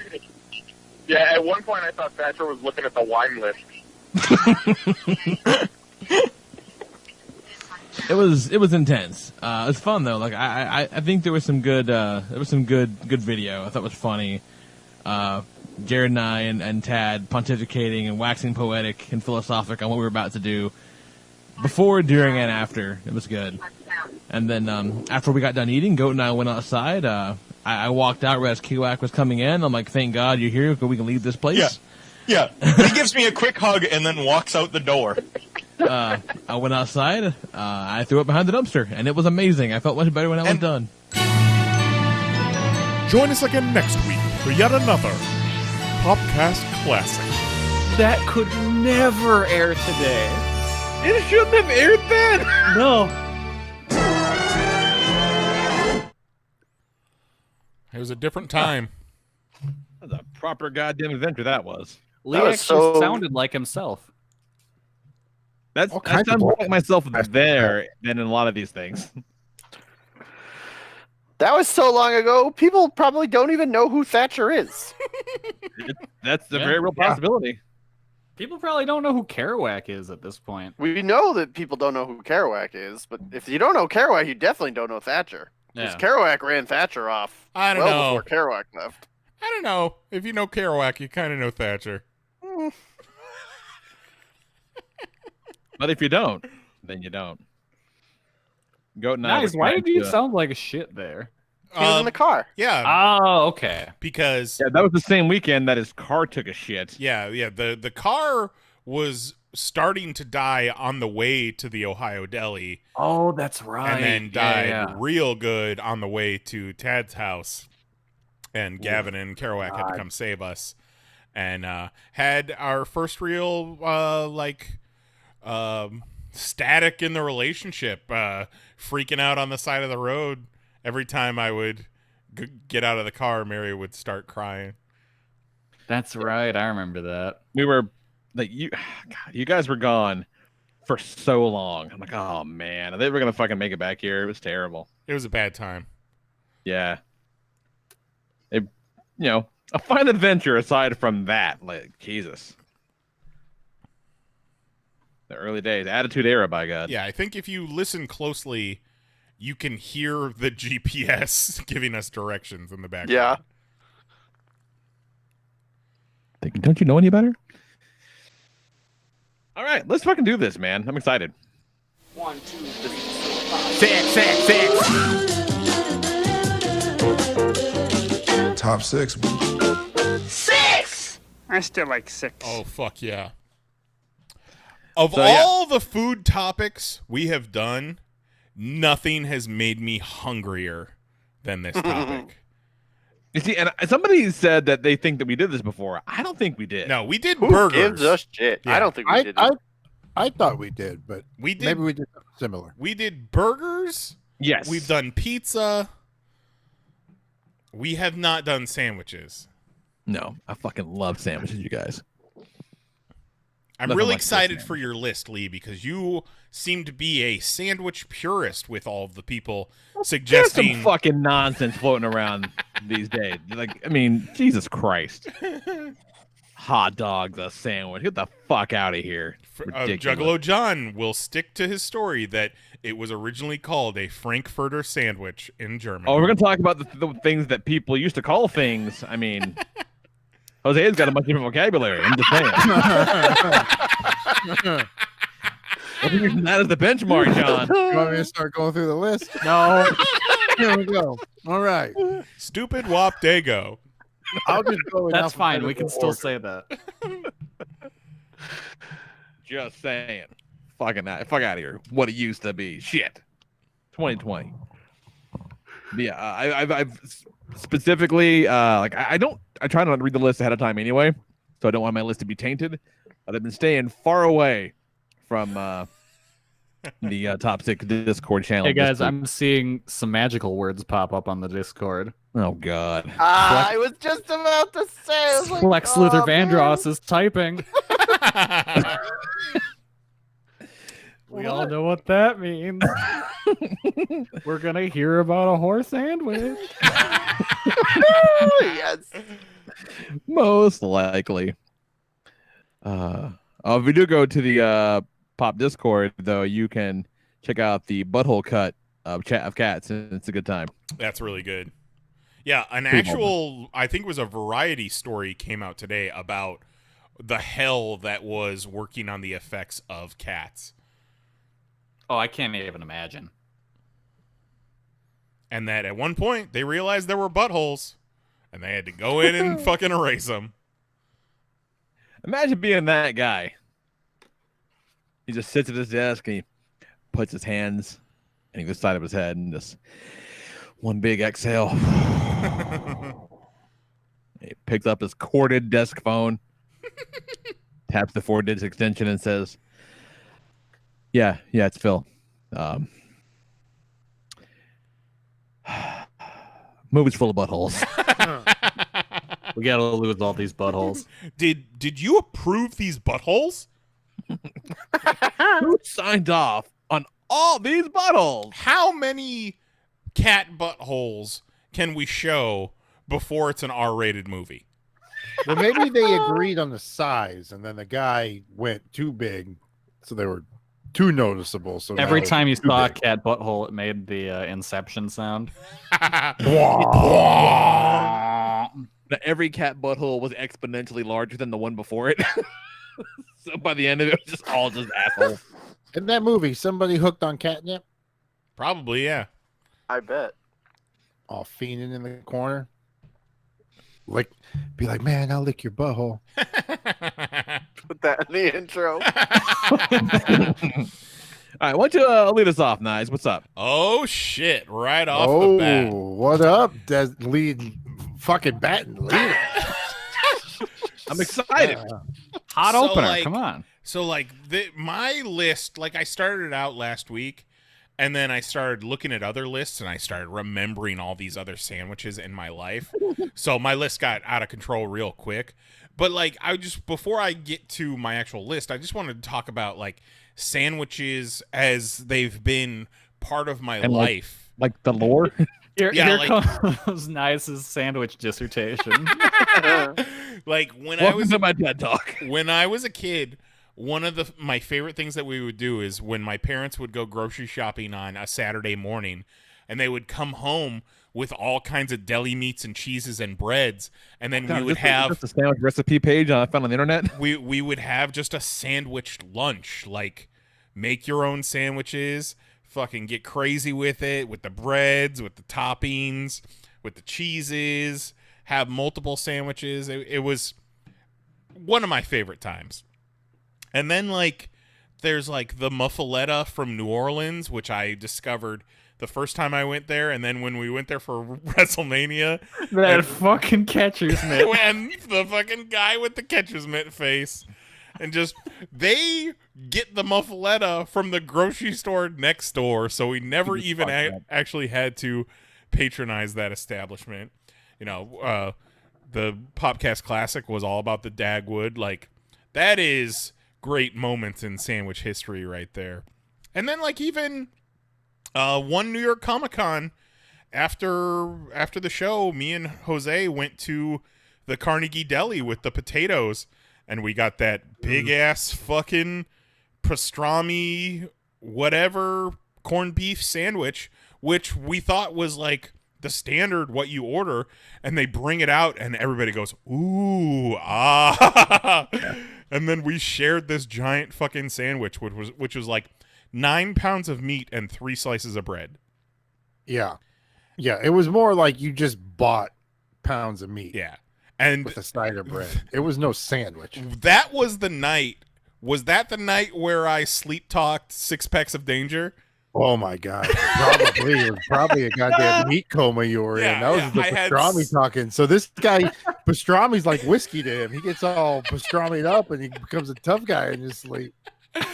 I was sleep talking some 6 packs of Danger after eating all this cured meat, and then I ended up fucking puking. Oh my god! Nothing like puking in a New York hotel toilet. All that crime fighting you were doing in your sleep. And then the roast beef place from New Hampshire that Mahoney takes us to all the time. What's that place called? Arby's.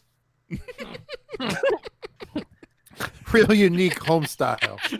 No, but like for real, like Arby's, I wanted to shout out Arby's as an honorable mention because back in the day it was seen as kind of like trash food, but I've always loved a fucking giant roast beef or a beef and cheddar. And then sometimes that's the only thing that'll do. And then they they're started coming back around. They started fucking around with that brown sugar bacon, which was bomb as fuck. Yeah. I never did have the meat mountain that Lee and Goat did, but they had like one that was on the menu that was like a chicken patty and then ham and then like pulled pork and then fucking brown sugar bacon. It was like 9 different types of meat, and it's real good, you guys. I really love. The bummer about this coronavirus is they brought the brown sugar bacon back like mid-March. Oh, man. As everything was locking down. Bummer. And it's gone. And moving on to my actual honorable mentions, including Arby's.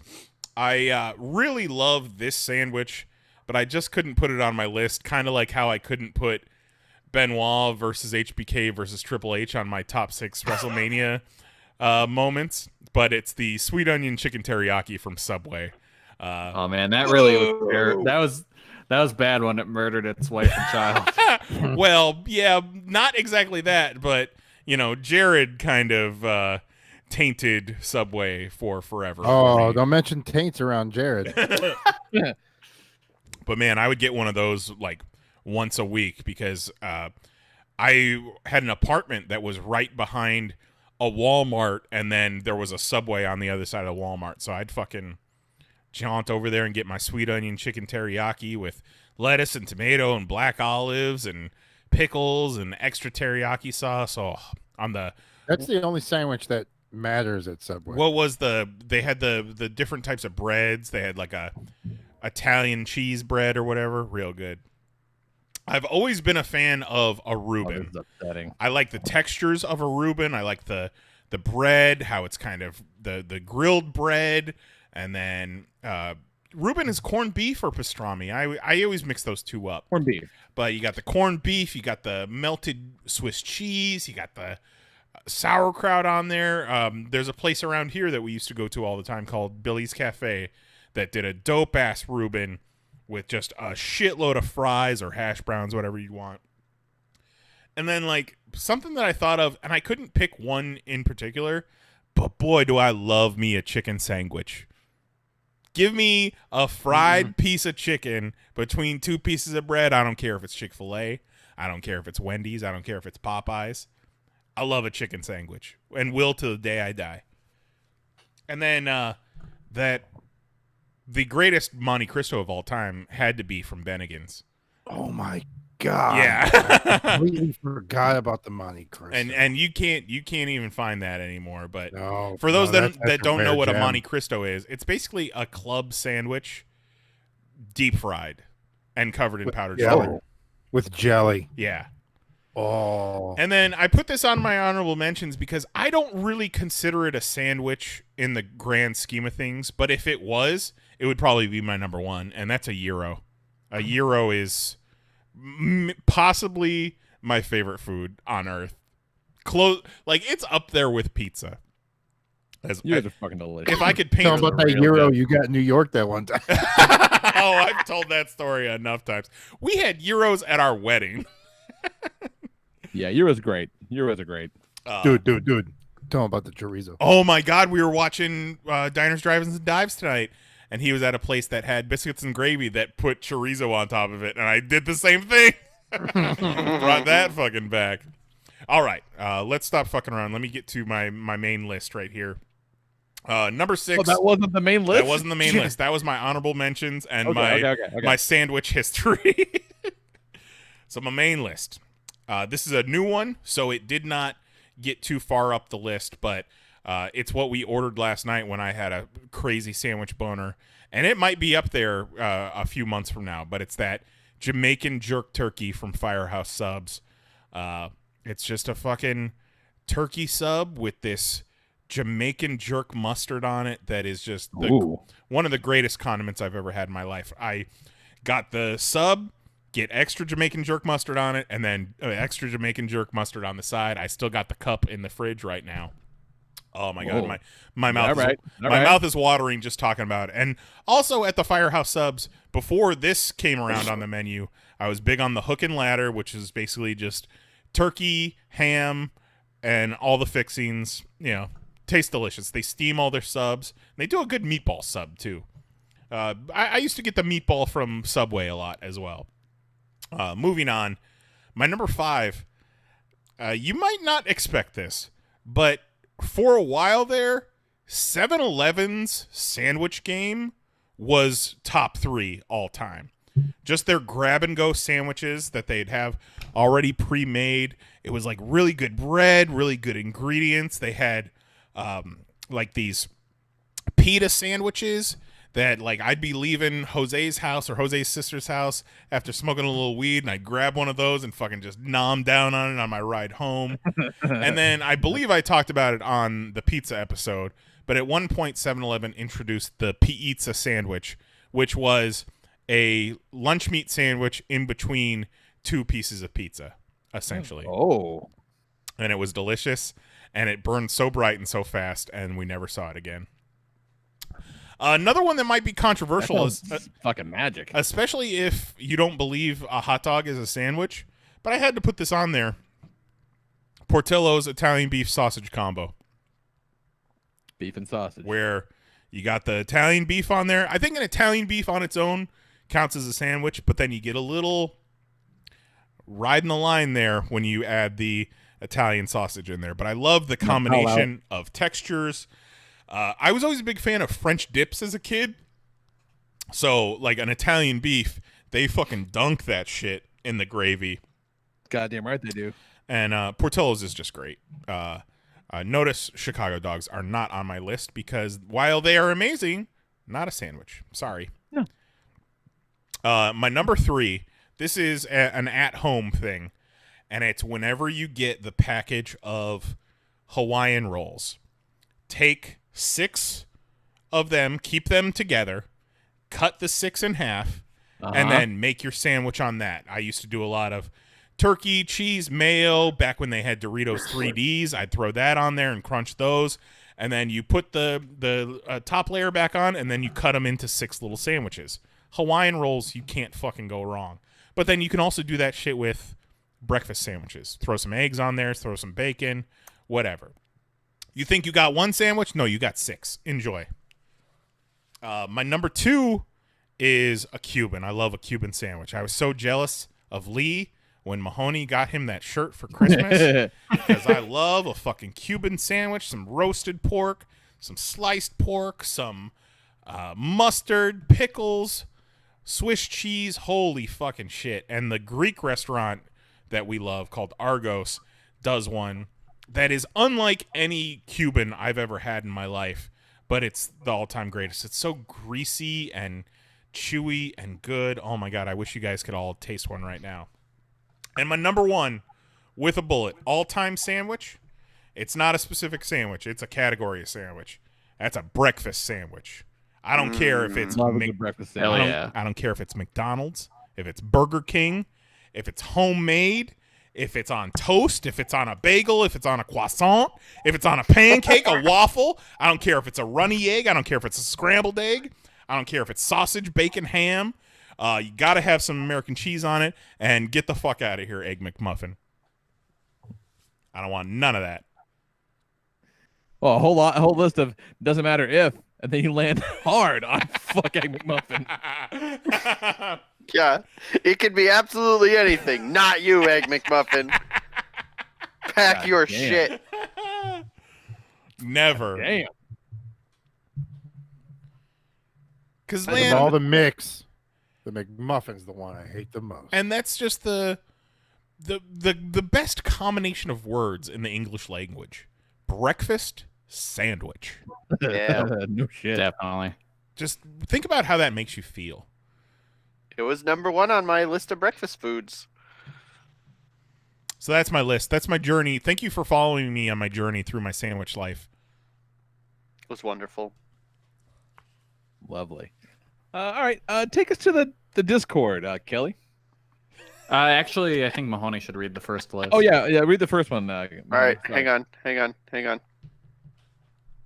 Onion ring sandwich. 1 blocked message. There it is. Okay.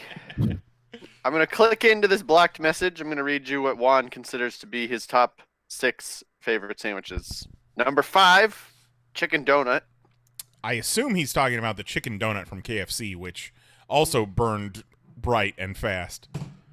I have no idea. Number 4, peanut butter. Number 3, Oreo. Number 2, butter. Number 1, hot dog. He only has 5 due to his eating disorder. What is the eating disorder that allows you to eat a donut chicken and a butter sandwich, And but an not a Oreo. stick sandwich? Butter. Number 2, like, I love bread and butter. I love toast with butter on it. I'll eat a butter sandwich, like, if I'm real hard up. I'm not putting a butter sandwich at number 2. Yeah, number 2 even. So is that just 2 pieces of bread with some butter in the middle? I'm assuming, yeah. I think That's so. That's just toast put on each other. That's not a fucking sandwich. Not if you don't toast it. That's the presentation of toast at any restaurant. Not if it's raw. That's right. That's my Yeah, Will, but then my you just ordered bread. my 3-year-old. It's his favorite sandwich. He calls it a popcorn sandwich. None of us have any idea why.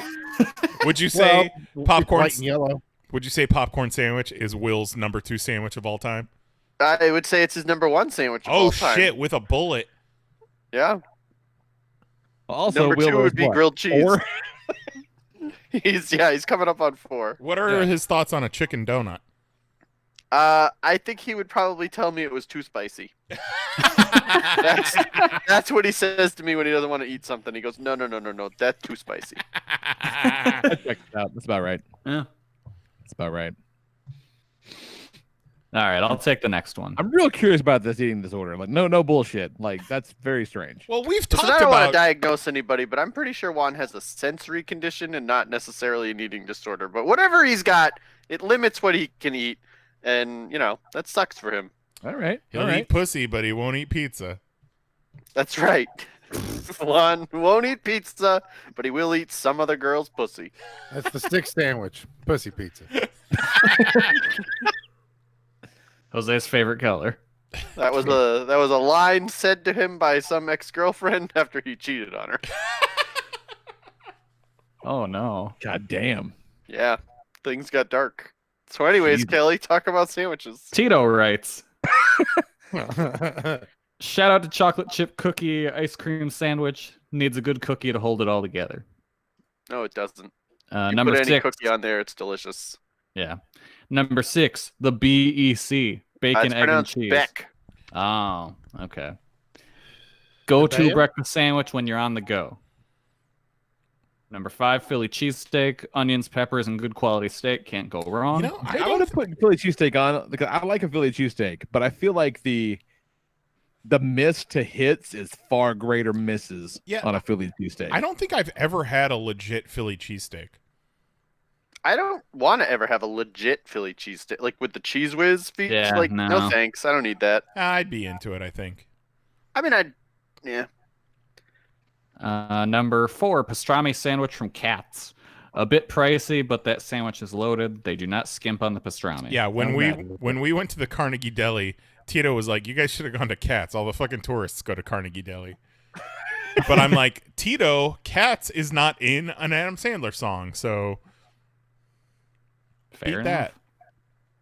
that. Number 3, FDNY Hero, local spot. Grilled Sounds roast good beef to me. with bacon, melted cheddar, barbecue sauce on a garlic hero. Yes, Fuck yeah. Tito Yeah, that has sounds awesome. Tito has brought these for us a couple times at shows recently, and they're pretty damn good. That sounds real good. Number 2, lobster roll. First one I ever had was in Boston with Jen, and I've been hooked since. Either Maine style, mayo based, or Connecticut style, melted butter. I'm all in on one of those for these. Yeah, and you're gonna spend $40. Yep. And the number 1, the Cubano. It's all about the pork in this. Good quality pork makes this sandwich. Oh my god, I need a fucking Cuban sandwich right now, you guys. But I know Argos is probably closed right now. Most likely. Most likely. All right, so I'll go next. So I want to give a big negative shout out to Subway because Subway fucking sucks. Everything about Subway is terrible. Subway, eat dick. Oh, yikes. Subway, we funded a child molester. Jared's like, don't mind if I do. Oh. Oh wait, no, he wasn't. He was. Yeah, just yeah. young I don't girl. think. It was. Joke opposite doesn't work. sex. Yeah, joke doesn't work. Never mind. He's probably thought. You got it. The spirit was there, Kelly. The spirit Yeah. was there. No, I'm ashamed. I will throw a shout out to the Dagwood at the Ohio Deli. Great that you pulled that story out because that was definitely on the long list for sure. I like that it's a shout out to this thing you threw up. Hey, I it was an fucking experience. I shouted out the Carnegie Deli and I threw that shit up too. Yeah. And Thatcher does point out, and then the clip that he played, that like beyond like the spectacle of it all, it was pretty fucking tasty. It was a well-made sandwich.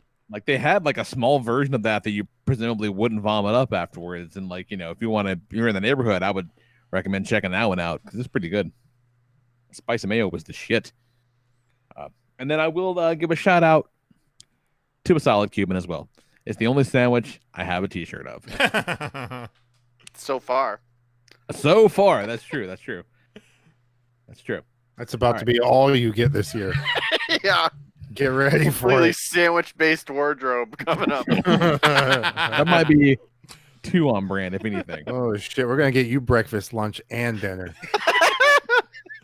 The next thing is it's just a sandwich, shirt that gives the ingredients for soup. Ooh, no.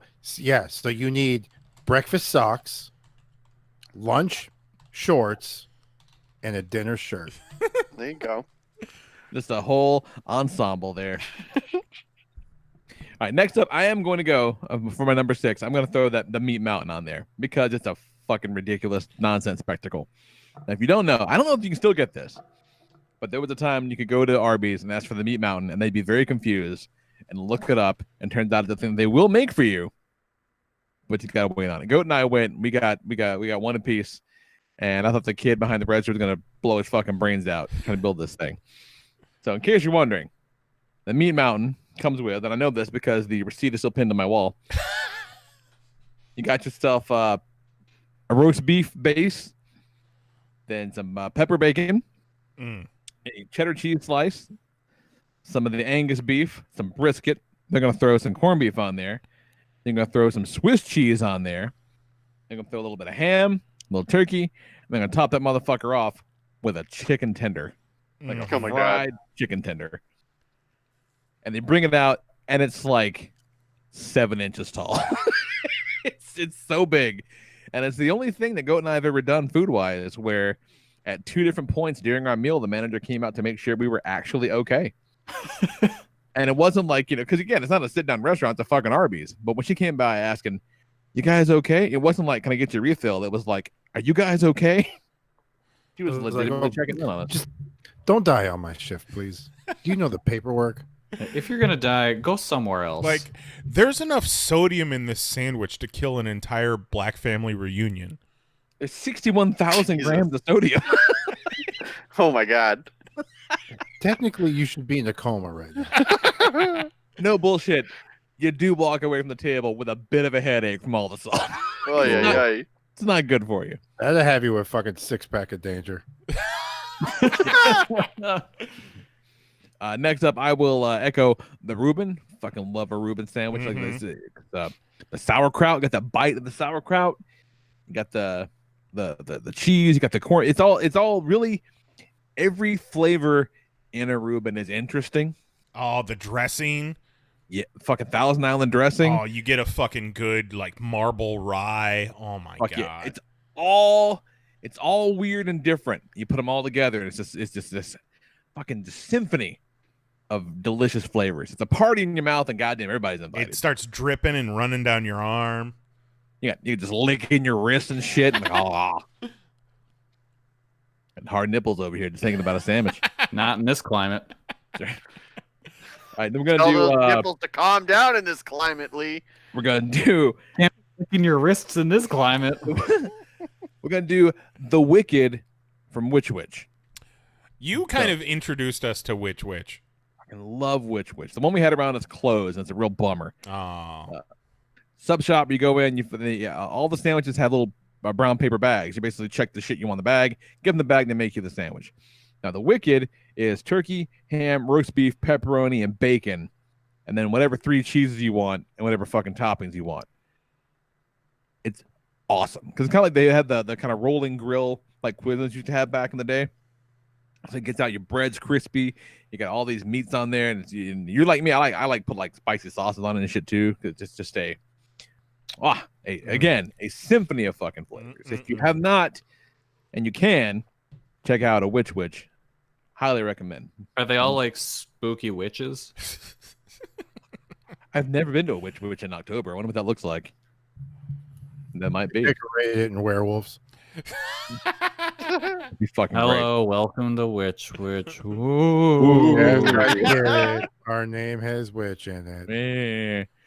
No, it's which like WHICH. Which. Oh. Like which do you want? Next Next the up, full name Sand Witch. Sand which. Well, it's the witch. Ridiculous. Next up, a Firehouse brisket and cheddar sandwich. Oh, that's a good one. Those are kind of cool. Firehouse is legit, man, and like morally, like ethically, I feel good eating there because it's started by firefighters and they do a lot of, they do a lot of charity work. Never had a big chains go. You can do worse. Yeah, never had a bad sandwich at Firehouse. Okay, now this next one kind of piggybacks on one of yours, Nice, because it uses those baked Hawaiian rolls as kind of a base. But these are their ham, their sliders that you make up, and so you get like a full 12-pack of them. You slice them up, ham, provolone cheese, put the top on, right? So we're kind of in the neighborhood of where you were going, right? But Nicole makes them with this fucking glaze on them. It's Worcester sauce, honey mustard, and like dried onion flakes, and you glaze them and then you bake it, and it comes out like crispy and also drippy somehow. It's so fucking good. Oh my god, I want it. Yeah. When's the last time you ever thought Worcester sauce was a good idea? Shit is delicious. Oh, good. You could use a Hawaiian roll to clean a pole in a subway train, and I would still eat it. Ooh. Yeah. It's god damn it. Yeah, I want a whole pan of these right now. And then my number one is a Portillo's Italian beef sandwich covered in hot peppers and wet as fuck. Lots of gravy. I want it to, when you get it back to the table, you unwrap it, and like the bottom of the bun's all spongy, full of fucking this meat drippings and gravy. It's outstanding. The best. Like, because, whenever we go back to Illinois to visit, it's like, sure, great. We're going to see a family, what the fuck ever. When and how often are we going to Portillo's is the big question about any visit to the Great White North. God bless it. And if you don't, you're fucking up. So, okay, that was your number one? Yep. So, Portillo's Italian beef is your number one. What makes that different than a hot dog? Well, one's a sandwich. One's a fucking hot dog. I think the answer now is nothing. Nothing makes it different than a hot dog. One is shredded sandwich meats. The other is a hot dog. Hot dog. I consider hot dogs like hamburgers. It's just its own category. Yeah. It's a hot dog. If it was a sandwich, it wouldn't be called a hot dog. No, we'd still call it a sandwich, John. It wouldn't have been fucking name. There's too many different types of hot dogs to where it needs to be its own category. Yeah, it's its own genre. What if I shredded it up and put it in the same bun? Well, then you're 4 years old. Who you baby burden?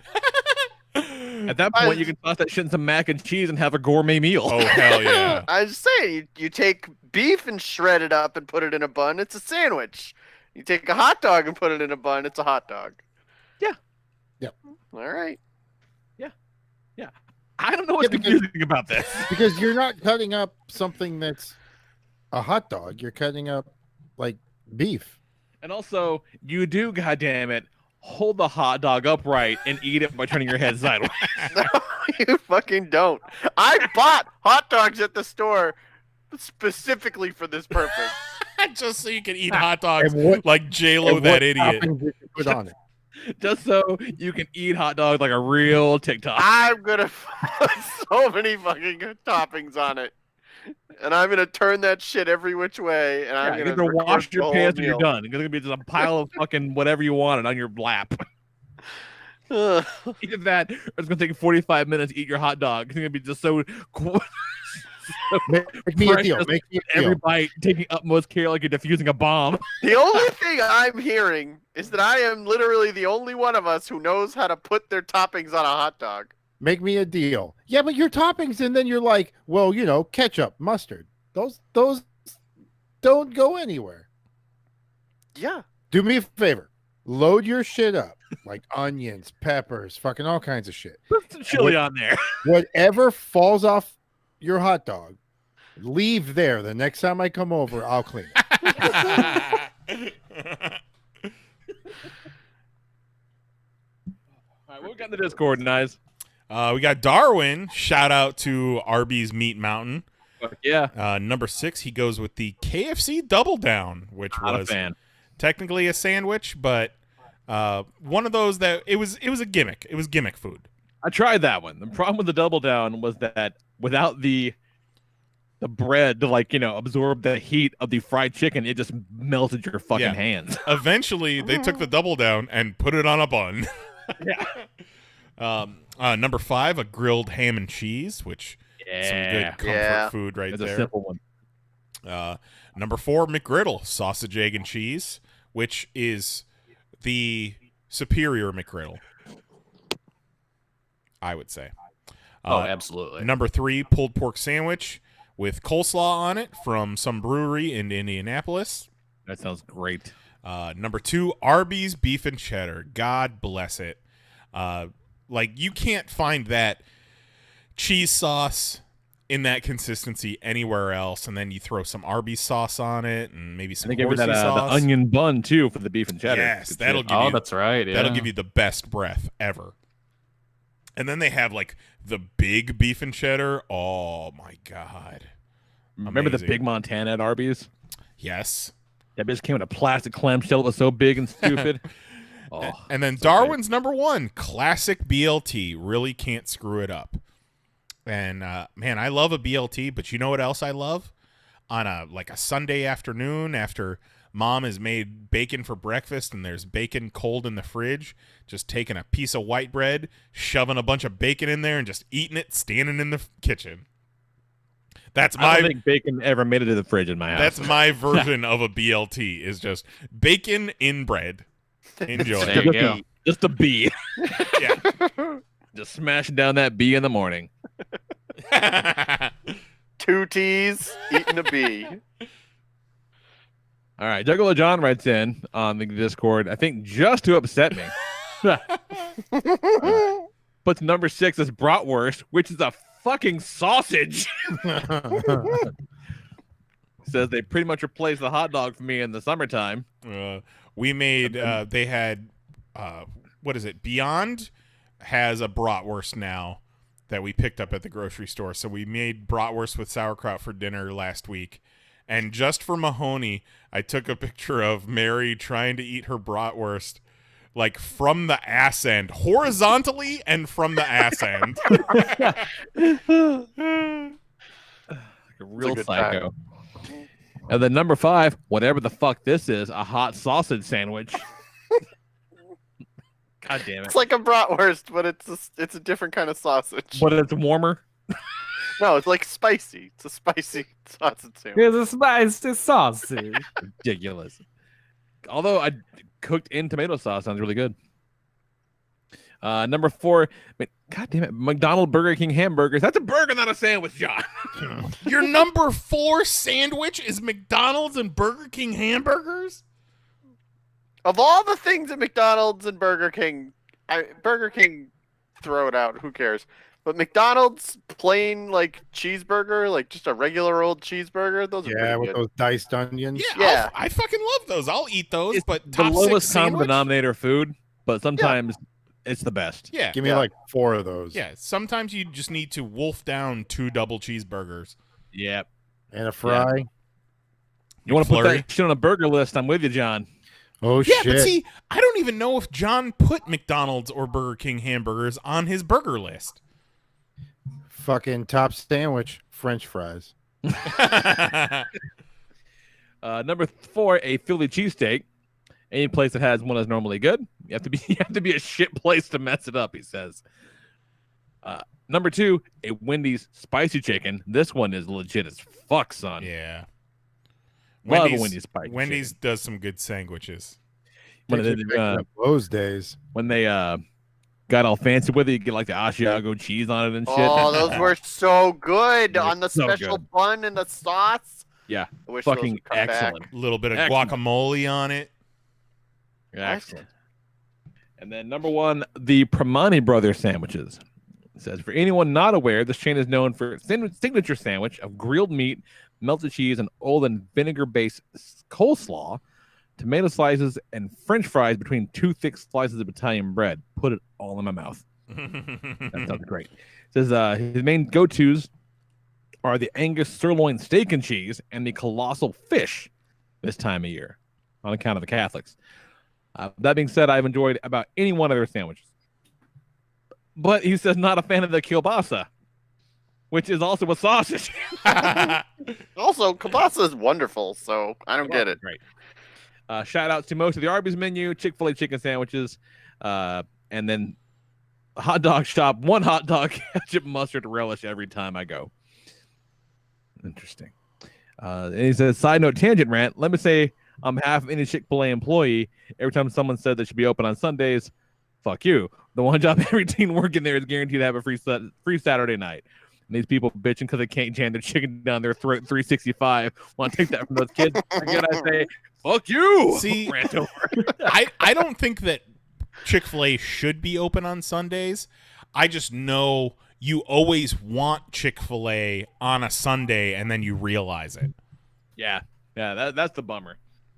Just like, oh shit, I'm out and about. Maybe I'll go check out the Hobby Lobby. Oh wait, no, I can't go to Hobby Lobby because they're closed on Sunday. And don't go to the Hobby Lobby. Yeah, don't go to Hobby Lobby. Yeah. That was the first thing wrong with that. Don't go to the Hobby Lobby. So John shouts out most of the Arby's menu, and I feel like this is the point to share my unpopular opinion. I don't like anything from Arby's. Oh, no really? thanks. Well, I mean, Yeah. if you They got the meats. if you grew up on like that kind of family roast beef place like you've got, then yeah, what do you have to do with Arby's? Yeah, I grew up poor as fuck, so Arby's was a delicacy. Yeah, Arby's used to do 5 for $5 roast beef sandwiches. Oh, that shit was the best. Like they would do 5 for $5 roast beef and then 3 for $5 beef and cheddars, and I'd be like, I'll take 8. Oh my god. Onion bun. Fucking curly fries. So what did make your list? Fucking pinky out. Fuck Arby's. All right. Sandwich, onion bun. So shout out to just a classic peanut butter and jelly or peanut butter and fluff. Sure. Those are great. Yeah, I love a peanut butter and jelly sandwich, but like that's its own thing for me. I made a peanut butter sandwich with some strawberry preserves yesterday. Shit was legit. It's all just jelly. Preserves, jelly, jam, whatever the fuck. It's all jelly. Yeah, it's all jelly. It's all jelly. There's a place don't near jiggle me. like that. There's a place near me. It's called the Nashua Garden because the Boston Garden is where the Celtics and the Bruins play. So it's called the Nashua Garden, which is the town next to me. They make a sandwich called the Big Poppy, which is David Ortiz, the baseball player's nickname. Oh, has it got some mofongo? It's turkey, It got some- pepperoni, and Munster cheese toasted, and Oh, that shit. is delicious. And it comes with a side of papas fritas. Yes, exactly. You don't watch that. It comes with a side of bullets to the back. That sounds awesome. Yeah, it's a great sandwich. Oh shit, he did get shot, didn't Nobody's been shot eating it yet. Yeah, because he gave that drug dealer's girl a car or some shit. I forgot about that. He didn't die from that, did he? No, but he got the fuck out of Cuba. And then he ate a big Dominican lunch. All right. I'm also going to mention it is a Mahoney family tradition, long standing, that if you have yourself a traditional regular old grilled cheese, that you top it off with grape jelly. What? Okay. Yeah. It's kind of like a Monte Cristo. So little bit. like you grill the cheese, Yeah, you just make a normal grilled cheese. and then when it's done, you put jelly on grape top. jelly on the top. Yep. All the way back to when my parents met and my dad was at my mom's house and she was like, "We're making grilled cheese. How do you want yours?" And he was like, normal, just jelly. She was like, "The fuck? Like, what do you mean?" He was So, yeah. fucking with her the whole time. And he was like, oh shit, now I gotta commit to the bit. Long-standing tradition. You make a grilled cheese, you just put some grape jelly on top. Yeah, see, It's not just so bad. kind Pretty good. of like with the peanut butter and jelly, the grilled cheese. I feel like that's its own stratosphere. That's its own thing. It's definitely a sandwich. Yeah, for sure. And I All love right, them. so my number 6, it's tough to have it make the list, but it's got to because I love them so much, and I have for as long as they've existed. The Wendy's spicy chicken sandwich, they're just amazing. They're great. Get them plain. Don't get lettuce and tomato and mayo and all that shit that makes them less spicy. Just get it straight up plain. They're wonderful. Maybe some pickles. No, don't get pickles. Just plain. Just get it plain. Number 5, those cookie ice cream sandwiches that Tito mentioned. Those things are amazing. Yeah. They're wonderful. That's the weirdest thing on my list. Number 4, the bagel breakfast sandwich. Those are great.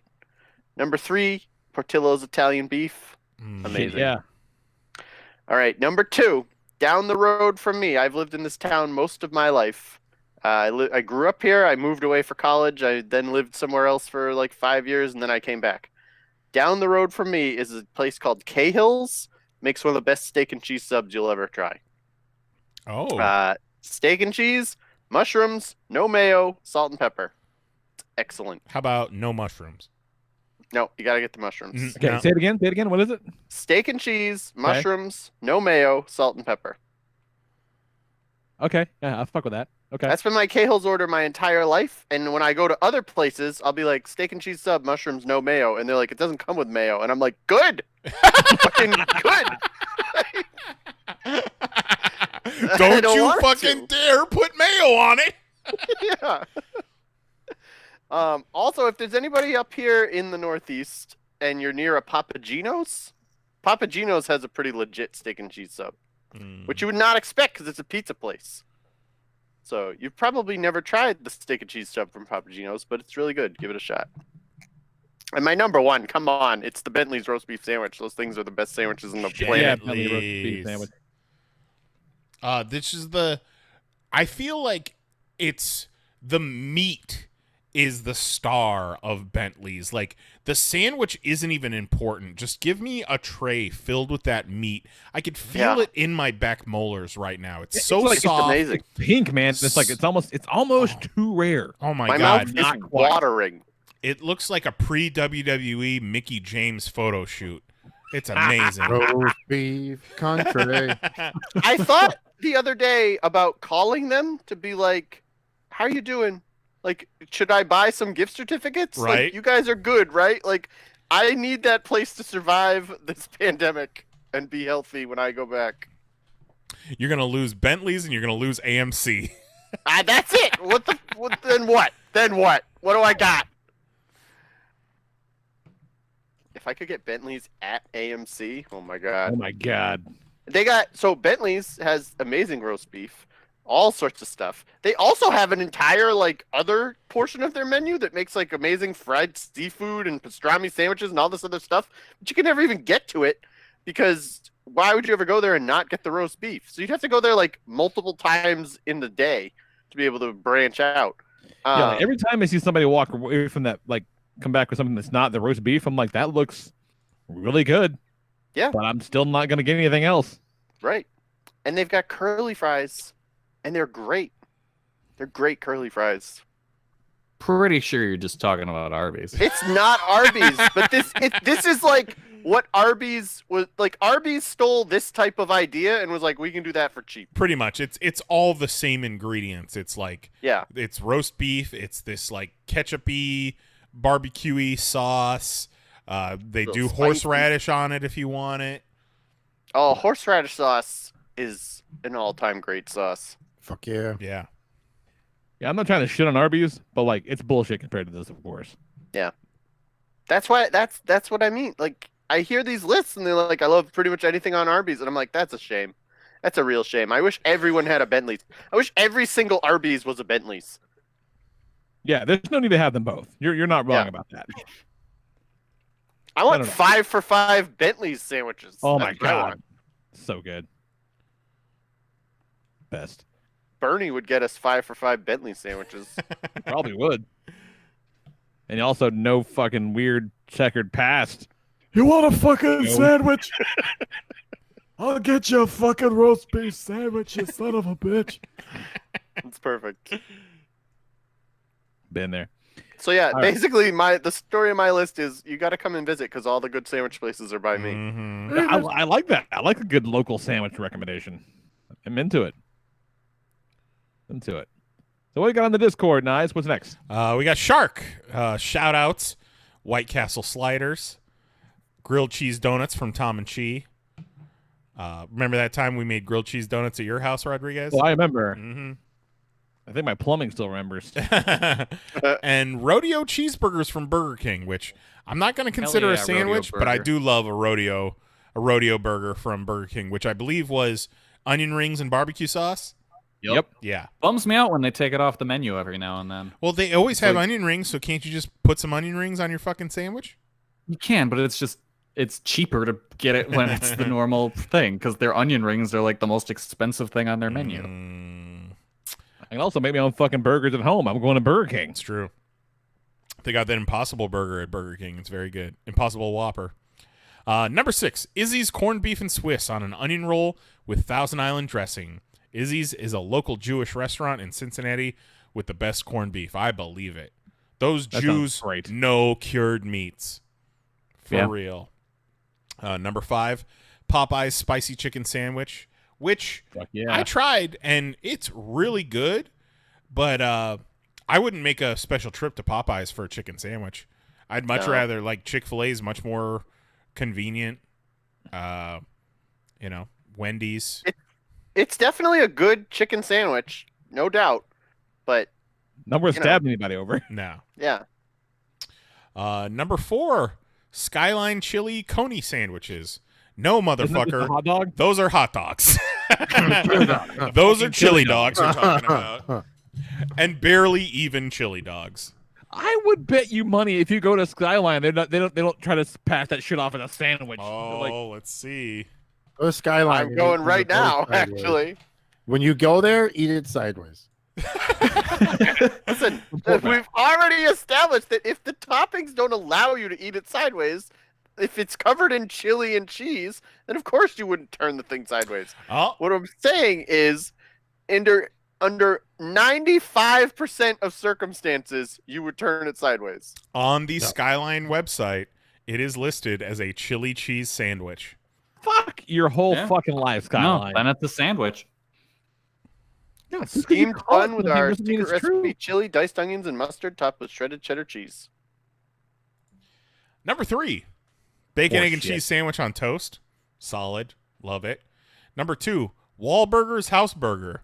Come on, Shark. Marky Mark is not a nice person. Yeah, We I like the feel- sound of feel a it, house already, burger, people. but Marky Mark blinded an Asian man.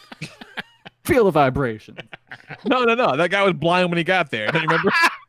Yeah, that is the thing. The Asian dude later, when Wahlburgers couldn't get a liquor license because of his felony conviction, the blind Asian dude conveniently suddenly was blind before the brick hit him in the eye. He just never mentioned it. The blindness was not called by the quote unquote good vibrations Yeah. that the brick gave him. And number 1, this is a really good one. Leftover pot roast or Thanksgiving Day sandwiches. Tied. Yeah. No two sandwiches are the same. Even better if you have the leftover sweet rolls, then you can make sliders. I'll allow it. A lot of burgers on that fucking list, though. A lot of Saying. burgers, a couple hot dogs. God damn it. Yeah, I knew this was going to happen. I knew this was going to upset me. Man, I I love. deleted the burgers I had on my list because I knew Lee would get mad. Yeah, We've done burgers. I fucking love White Castles, but White Castles didn't even make my top 6 burgers. They're not going to make my top 6 sandwiches. When we fucking did our top 6 burger list, I didn't come up here and be like, bratwurst. BLT. Well, no, that would be ridiculous. Eating I'll hamburgers tell you what's a sideways. surprisingly good burger. The Dairy Queen flamethrower burger. You know what? Yeah. Yeah, Dairy Queen has solid burgers. Yeah, As far as bullshit fast food burgers go, that's a pretty good one. right. Shit, that one might have made my list. Not bad. All right. We got Kelly. All right, my list. Let's go. Number 6, leftover Thanksgiving turkey sandwich. Bless it. Number 5, Oreo. Love it. Classic Oreo. Was in my shout-outs, but the list was too long, so I had to delete it. Yeah. Number 4, just a basic kind of lunch sandwich I usually bring to work, just white bread, ham, and specifically Wavy Lay's potato chips. On the sandwich? Because, Yeah. Oh yeah. Because the Wavy Lays stack easier, and they stay crispier longer. So when I put it in the fridge, it's not soggy when I bring it out. Smart. Yep, That's good. So- Good. That's science. Yep. You make it you put the chips on first, like ahead of time? Yeah, I just stack up the chips on the ham. All right, other sandwich question here for Yes. the poll for the audience. You make yourself a sandwich before work. You bring that sandwich to work. You putting that sandwich in the fridge? Yeah. Yes. I'm not. I just keep that next to me. Yeah, but what if you got like mayonnaise on it? Well, I don't have mayonnaise. You keep on it cool. You have it But cool. like the sandwich I've been making recently has blue cheese dressing and crumbled blue cheese on it. I don't put it in the fridge. I'll put that in the fridge for sure. Yeah, I'd put that in the fridge. No, then it's cold. Yeah, but But you don't how want, like a long is lukewarm it sitting sandwich. out? But it's How long also is it not sitting out? salmonella. Let's see. I make it. Probably take it out of the fridge around 8 a.m. Eat it around like 11:30. So like 3.5, 4 hours. I'd put that in the fridge. So wait, it's pre-made in the fridge and you take it out at 8?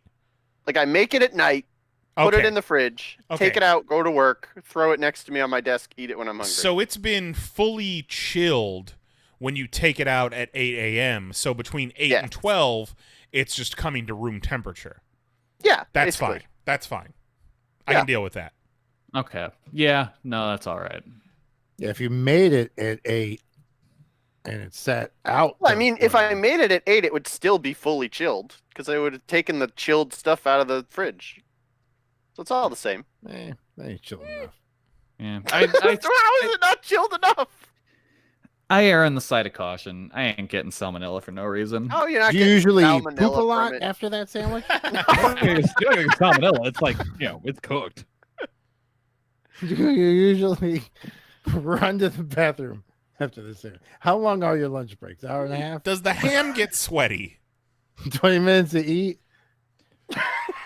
20 minutes to eat, hour 10 in to shit. the bathroom. See, I'd just be worried about getting end up with soggy bread. Well, okay, so check this out. You don't want to be soggy. Put the fucking cheese down first. That's right. Oh, you got to go- do that. You go bread, cheese, put the Meat. condiments on the cheese. Oh, I see. Like- I put like the your condiments mustard. above- Yeah, but then you do that, then your bread gets soggy with the condiments. But if you go bread, cheese, the cheese takes up the condiment and then the meat so that No. your bread doesn't get See. like all condiment. I'm gonna Mushy. go one step beyond that. I don't like my condiments touching my cheese because it's too slippery. So bread, cheese, meat, condiment, meat, bread. Oh, Depends on the meat. Yeah. condiment If you're in able the to- meat, huh? What kind of meat are you? If the I meat's don't know, like thin- ham or turkey, whatever. well, depends on. Yeah, we don't have to be so specific. Every single food situation is situational. Okay. Like, yes, if the meat doesn't allow, then no, I won't do that. No, Mahoney, I've been carving these laws into stone tablets. Okay, I think the solution to all this is Mahoney, make me a sandwich. Anytime. Do you eat the sandwich sideways? My sandwiches are usually wraps, so I eat them whatever direction I want. Sometimes I turn them. Sometimes I'm not pleased with the way the wrap is situated, and I turn the whole thing. Just stand on your head and eat the Society with no fucking rules over here. So yeah, we I talking. think you guys are in a society with too many rules. Are we Yeah. talking top 6 raps now? What's going on? Yeah, this is New Hampshire. Live free or die. Nobody's telling me which way I gotta eat my hot dogs. Kristen Allen writes in. I didn't finish my list. Oh, shit, I'm sorry. Yeah, his I number got- one sandwich, ribs. I got halfway through. I'm sorry. Number 3, just Nutella and banana. Oh, interesting. Yeah. I was gonna do peanut butter and banana. I was like, wait a minute. I have it with Nutella more often than not. Number 2, goddamn McGriddle. specifically the sausage, egg, and cheese. Mm-hmm. I've never had a McGriddle, and I need to get one. They're tremendous. You gotta really like the maple though, and I don't love that. Yeah, Lee's not a big salty sweet guy. Yeah, I'm a big salty sweet guy. Oh, yeah, then you'll then fucking you love will it. all about the Oh my McGriddle. god, you'll eat it in 2 fucking bites. Yeah. Fucking number one sandwich, bacon ice cream. And then my number one sandwich, the Portillo's Italian beef sausage combo. Fuck yeah. Oh, nice. So good. Dude, let's touch tips. Cheers. Yeah, hell yeah.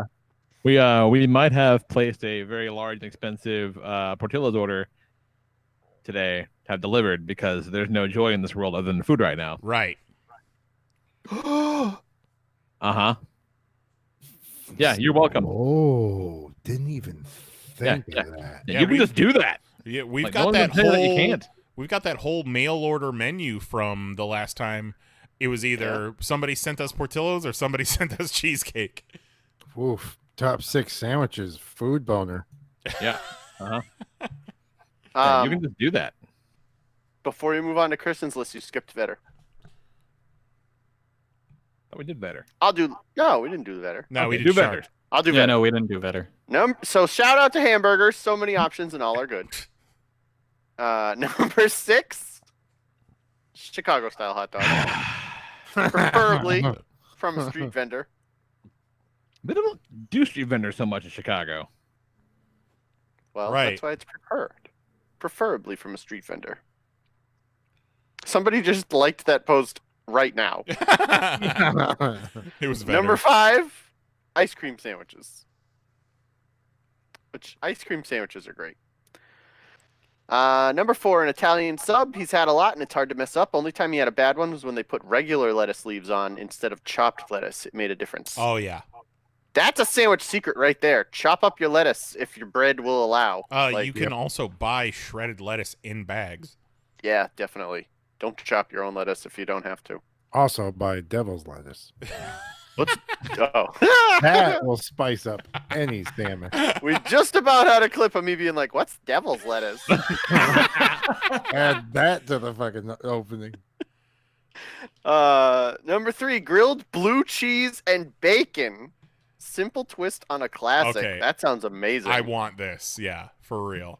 Like, it sounds funky as fuck, but like I need to see it and I need to taste better. it. We need some more information on this grilled blue cheese and bacon. Because it crumbles? You just pile bacon and blue cheese crumbles on regular bread and grill it? Because I'm in. That sounds great. I have that shit in my fridge right now. I'll go do that. Number 2, a Reuben from Schlotsky's Deli. Oh, definitely Don't know how Jews. many. What? Definitely Jews. Yeah, it's a safe bet. Or I don't know how many are still burn. around, but they have a great Reuben. You know what? Slotsky's is a pretty good chain. That's pretty good. Number 1, the Carolina barbecue pulled pork from Midwest Best Barbecue. I had this sauce in my top 6 sauces for a reason. A mighty fine sandwich. And Sounds then- great. Pulled right- pork sandwiches are awesome. Yeah. And sometimes you can get a burger with pulled pork on it. Those are great too. I like. Yeah, 'cause that's meat as another topping for meat. That's the best.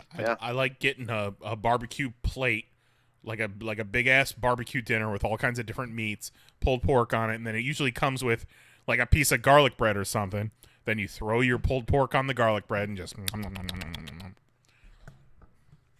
Sounds amazing.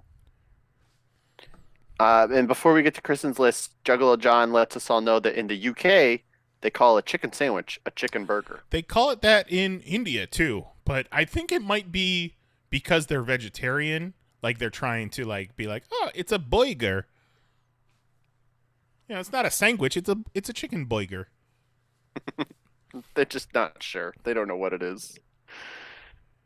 Whole goddamn culture is based on lies. That's how it is. Ridiculous.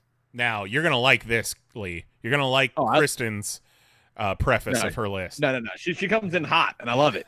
She says, I'm not including burgers, hot dogs, wraps, or anything on a roll as sandwiches for this list. So anything on a roll, so Italian beef wouldn't even qualify for her list. No. That's some hard and fast rules. I like it. Yeah.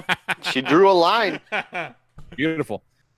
She gives a shout out to that spicy chicken sandwich from Wendy's because it's delicious. Those are so good. Then a tuna melt with avocado. So I can't do tuna anymore, but I used to really love these. And then a okay, so the list proper starts with a. I'm like, where do the shout outs end? Yeah, the Cajun chicken with bacon sandwich at Lucky's Sandwich Company in Chicago. Cajun chicken sandwiches are phenomenal. Yeah. Went after seeing them on Man vs. Food. Purely for the spectacle. Sandwiches are stuffed with tomato, fries, vinaigrette, coleslaw. It was an absolute monster in size, she says. I like a good slaw on a sandwich. Next up, she got that muffaletta knives. She says, as a kid, a teen, I'd occasionally make this with my mom. I'm pretty sure we diverted from the traditional ingredients, but I remember it being great.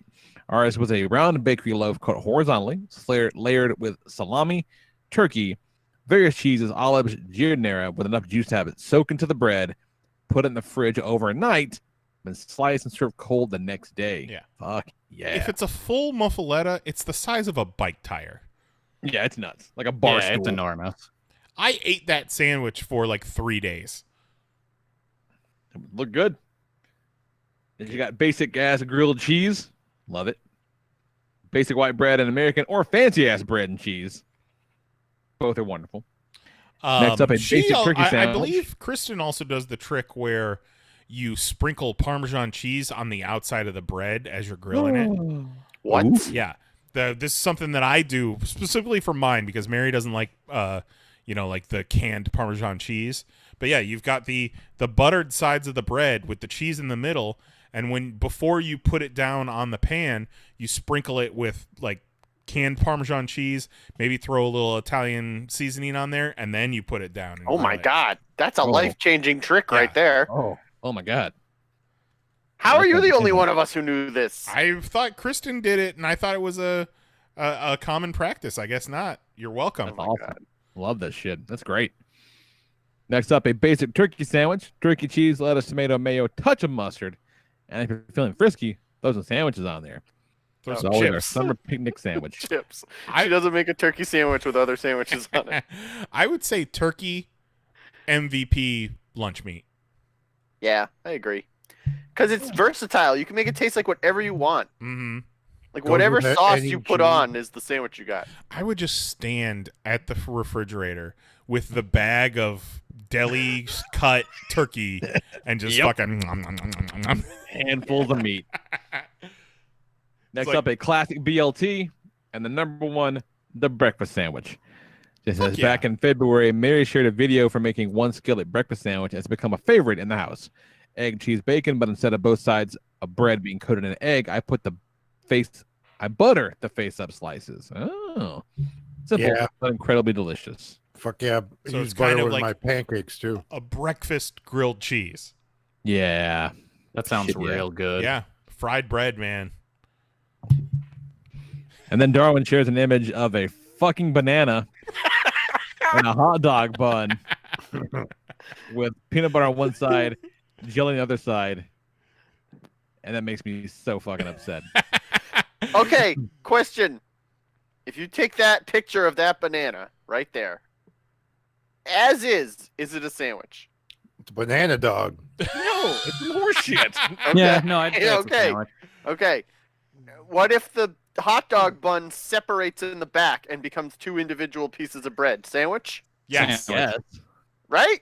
So what the fuck? Why? Who cares no, if I think it's a attached or not? sandwich. Yeah. That's a sandwich. Actually, no, it is kind of a banana hot dog because you could make that same sandwich Yeah. on 2 pieces of bread with sliced up banana. Yeah. That's a banana hot dog. A banana hot dog. It's definitely a banana hot dog. There's even a bite taken out of it to show that they're eating it exactly like a hot dog. Yeah. Straight But up. dude, no, Yeah, it except is straight up not for some reason. turned sideways. Terrible. But yeah, let's dunk that in tempura batter and then deep fry it. Oh, that would be amazing. What you got, Jose? All right, number one, shout outs. Wait, number one or shout outs? Number one shout out. His number one is his shout outs. Roast beef curtain, always hot. Wawa Italian subs. Wawa. We have not talked enough about Wawa on this show yet. If I go to Wawa, that's my go-to sandwich. Wawa's got a decent Cuban. They don't press it, but it's decent. Ice cream sandwich, shout out. We're gonna go regular grilled cheese sandwich. I love that with like a tomato soup. Oh, well, yeah. Yeah, fucking grilled cheese and tomato soup. That's how it goes. Mm-hmm.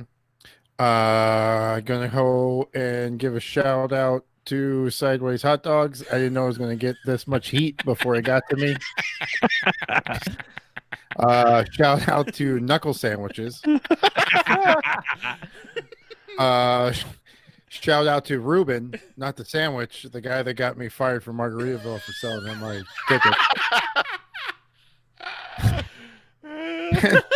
And shout out to this place. Shout out to Ruben Studdard from American Idol. Shout out to Ruben, the hype man for what's his name? Fucking DJ Elliott. Yeah. A place up Orange, Pom Pom. They have one of the best. That was actually the first Thanksgiving sandwich I've had, which was the sandwich with the turkey, the cranberries, and they put mashed potatoes. So whenever that was the first one I had, that was the standard. Whenever I order one and it doesn't come with mashed potatoes on it, I feel cheated. Yeah, because you gotta have. It's the whole That's Thanksgiving unique, meal. though. That's unique. Otherwise, Yeah. what's the fucking point? Yeah, mashed potatoes, gravy, cranberry, turkey. Yeah, but I think you could also get away with turkey, stuffing, sweet Oh, potato. okay, no, all of it. Man, get out of here, sweet potatoes. Yeah, you don't like sweet potatoes, but I like a yam or a sweet potato on my Thanksgiving sandwich because it gives that different flavor. Well, but I'll also put some fucking mashed potatoes on that bitch and gravy and a piece of pie. Why not? A piece of pie. I like a ham sandwich with mustard, lettuce, and a slice of pie, please. Pumpkin pie. Pumpkin to go with my yams. Number 6, my homemade. I love it. Double meat, double cheese, whatever the meats. I'll mix it up. I don't give a fuck. Some fucking there's an Aloha chicken that Publix has. That's the shit. But it's fucking bread. Put my condiments. Put some goddamn mayonnaise, mustard, horseradish, some onions, some pickles, some fucking No bullshit. Jose makes a pretty goddamn good sandwich. goddamn banana peppers. Oof. I've had many of Jose's sandwiches, and they're great. I'll throw some goddamn cilantro on that bitch. Give you a taste of the summer breeze before you know it. Oh man, we've got our own cilantro plant out in the backyard. That's pretty dope. Oh, that's cool. Sure Number is. 5, Chick-fil-A sandwich. It's the shit. Yeah, I love it. And like that goes way back. I remember when Chick-fil-A just used to be a little food court place in the mall. in the mall. Before they blew up. And then we had it in our high school. Mm-hmm. Chick-fil-A's been there for me. That Chick-fil-A, Hawaiian Punch, and Cool Ranch Doritos. My jam. 4 years nice. you know, Chick-fil-A isn't the wokest place to support, but you know, every time I go into a Chick-fil-A, there is a lot of gay people working there, Yeah, and they're that's what having I'm saying. they're having a blast. And if you don't go there, they don't have a job. And So it's you're really good. in a roundabout way. You're supporting the guys. Oh, that spicy chicken sandwich, man. Yeah, they know what they're doing there. Number 4, pulled pork sandwich. I love a fucking pulled pork sandwich.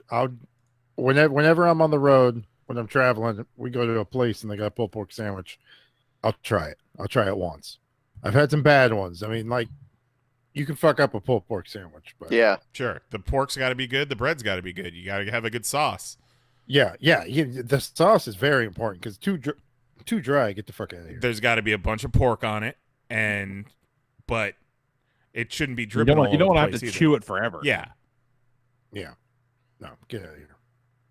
And then, the different ways. The big old buttered Texas toast or a bun, buttered bun.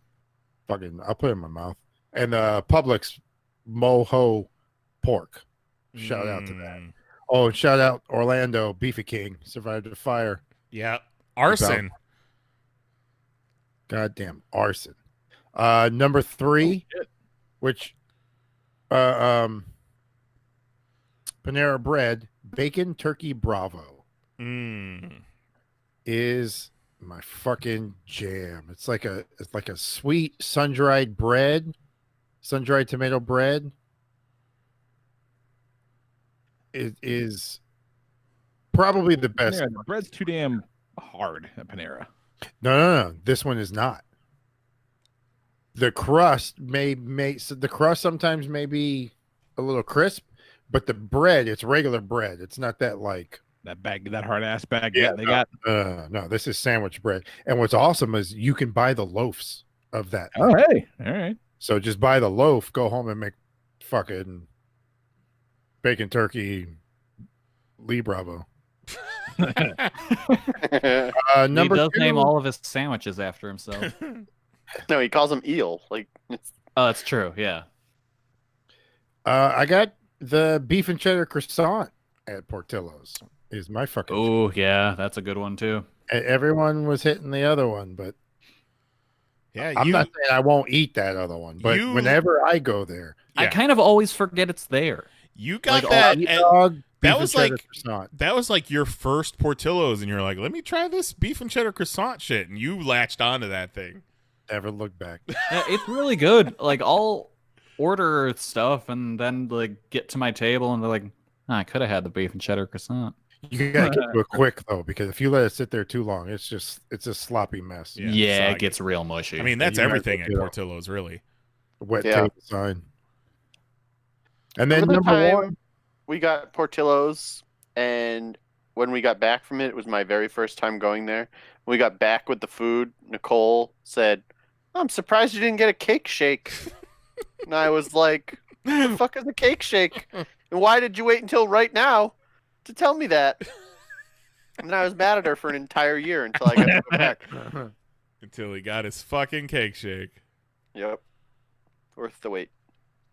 What's your number 1, Jose? Fucking peanut butter and jelly. Wow. Number 1. I can have a peanut butter and jelly sandwich any time of the fucking day. It's true. Breakfast, give lunch, me a dinner, eggnog, snack. give me a cup of milk. You can even do it peanut butter and jelly French toast sandwich. You can do a fucking grilled peanut butter and jelly sandwich. See, toasted peanut butter and jelly sandwich is great. I've never been a fan of a warm peanut butter and jelly because it always gets too runny for me. Too messy. Yeah, but what's good is then you got that like leftover bread and you just like dip it. Now it's like a dip. It's like a peanut butter and jelly dip. That or you just lick the fucking plate. I usually man up and lick the shit out of the plate. But that's my fucking jam. Like, stock me up on Reese's peanut butter strawberry jam. Yeah. That's how I roll. I'm a Remember when Nice told us he liked grape jelly on his peanut butter sandwiches, and we all made him apologize? I am a Jif Crunchy and squeeze bottle grape jelly kind of guy. Put that shit on a grilled cheese. Okay, like we're gonna run out of bread tomorrow. Mary's gonna have to make. She's gonna have to bake bread. That's awesome. And he's just passed out on the fucking couch with a 6-pack of Danger. Sandwich coma. Oh my god. What's next on the Discord, Kelly? Hold on. I think it's Zero's. Zero. Yes. Zero's not list, but yeah. Zero says I didn't get a proper list together, but a couple quick shout outs. Subway, when they used to have their Gorgonzola before we knew Jared was a monster. Arby's, they have the meats. They do. They in fact really have meats. the meats. And just about any sandwich when it's fried in mayonnaise, fried in mayonnaise, like grilled cheese, but mayonnaise instead of butter. Just about any sandwich with its friend, mayonnaise. That's what I thought it was going with, and then I realized it didn't make any sense. I did that for a hot second. Mayonnaise instead of butter on a grilled cheese. Really? It's much more. I don't know. I guess creamy. And dang. I don't like mayo. A little more yeah, dang. I don't like mayo either. I like a good mayonnaise on the grilled cheese, but I never substituted that. And that's for the next level shit right Well, there. you got to think it's just eggs and oil, right? Is mayonnaise? Right. So you're kind of grilling it and French toasting it. Huh. All right. That sounds interesting. Give it a shot. Give it a shot. Sandwiches. Pop. I am concerned about the quality of local sandwich places by Zero, because his quick unofficial list is Subway and Arby's. Yeah. And Zero, I mourn for your sandwich experience, and I want to fix that for you. I mean, he's in the San Diego area, right? There's got to be all kinds of good sandwich places. Yeah, I so much hope. good food there. Play some. Oh! Shout out, fucking a club. Club, yeah, like that's fucking Club sandwiches. Jose loves going to the club. You feel like important because it's like you're part of the club. Huh. Doo-doo-doo-doo.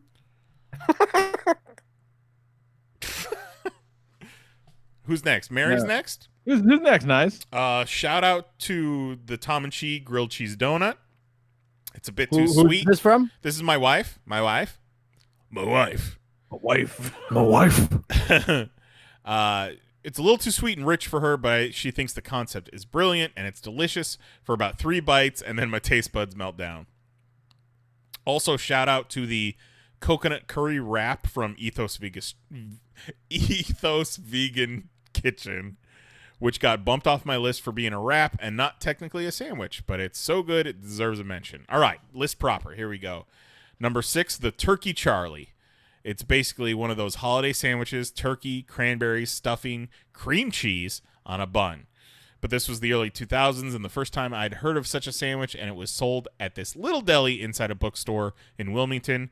And whenever I had some extra money, I'd go into town and get a Turkey Charlie. I'm 100% sure that the bookstore and deli don't exist anymore, though. Be careful who you order a turkey Charlie. Seriously. The cream cheese throws me. That's interesting. I feel like Earl of Sandwich maybe does cream cheese. But yeah, she kind of introduced that to me, and I thought it was very interesting. Earl of Sandwich, shout out. Number 5, chicken cordon bleu sub from Penn Station Subs.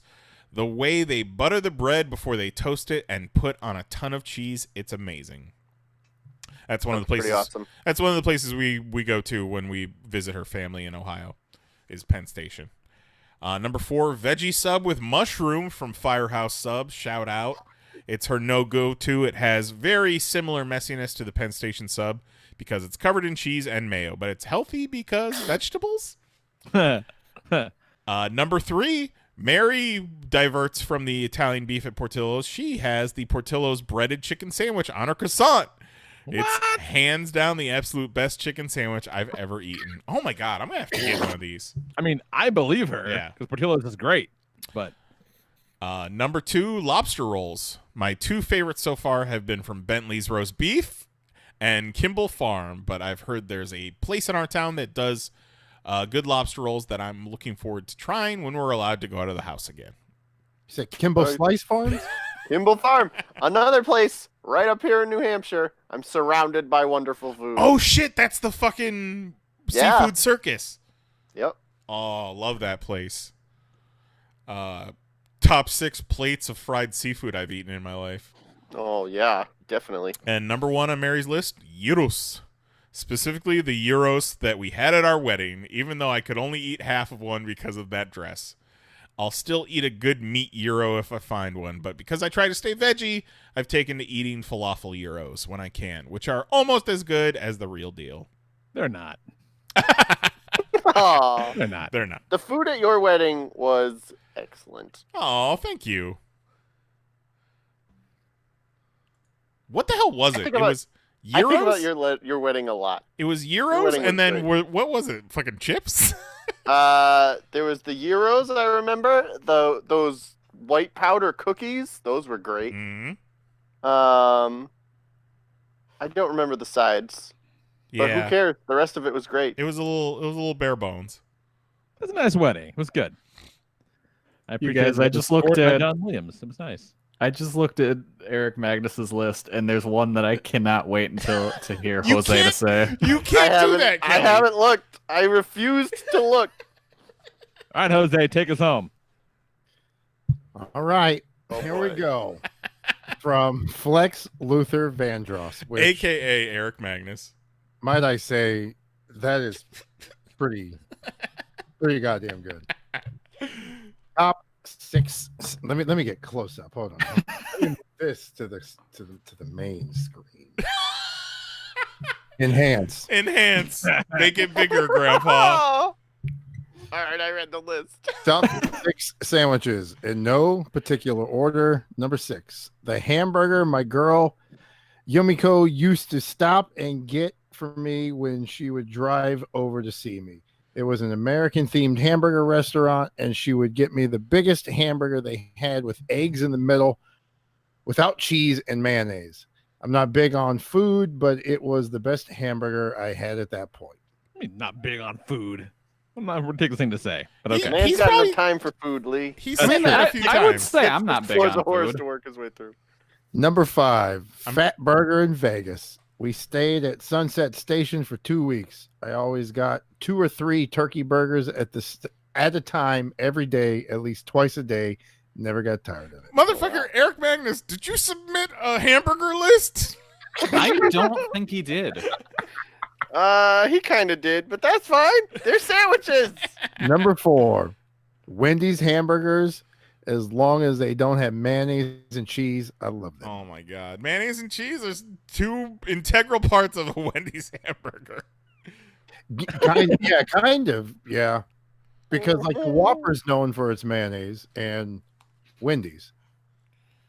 Number 3, my dick in between 2 butt cheeks. When you turn a girl sideways, it looks like 2 hamburger buns trying to eat a hot dog. It's God damn it. That was the one.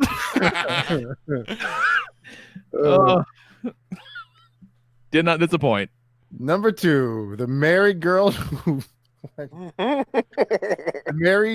who helped me when I was lost at a train station. I was seeing her for months, and I was cool with her husband who was seeing other people as well. One day I was walking to her place to meet her, and I see this cute ass Japanese girl in a schoolgirl outfit. She ran up to me and started hugging me, and I was like, I don't know you motherfucker. I don't want them problems. And she said it was her Miyumi's husband. What? Keep reading. Yeah. Turns out her husband is a cross-dresser, and I wondered why he was so thin. I was like, what the fuck? She said, Miyumi saw my porn collection and thought I'd cool with this. Anybody who knows me know I would be.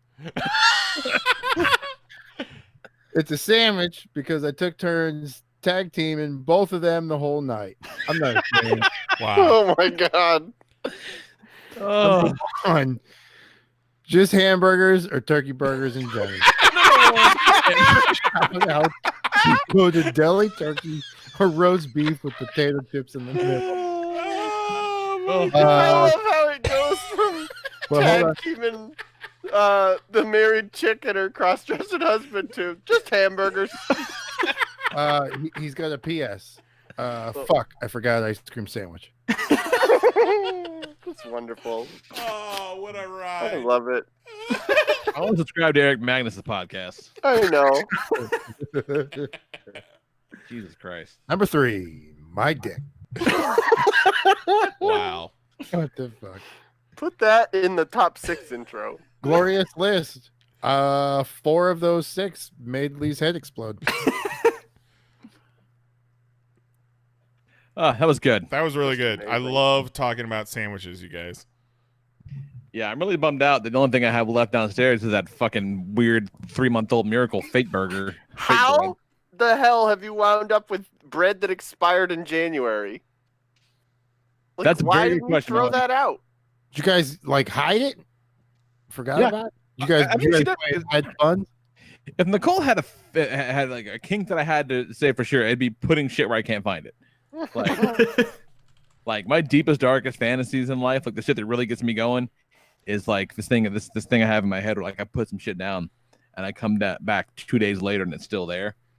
Rock hard. Like thinking about it. The best.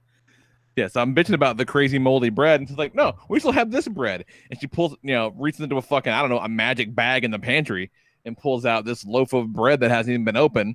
Is 3 months old, looks brand new. Everything about it is suspect. But I might have some tortillas. Oh yeah, a fucking tortilla will do in a pinch. Yep. Making this shit work. You got peanut butter, you got jelly, you got a tortilla, you got a peanut butter and jelly tortilla. Enjoy. Those are great. Jelly. Fucking A. All right, next week. Sounds like Zero's working on something for us. Uh-oh. So. This just in from the PCN News Desk. I've just been handed an urgent and horrifying news story.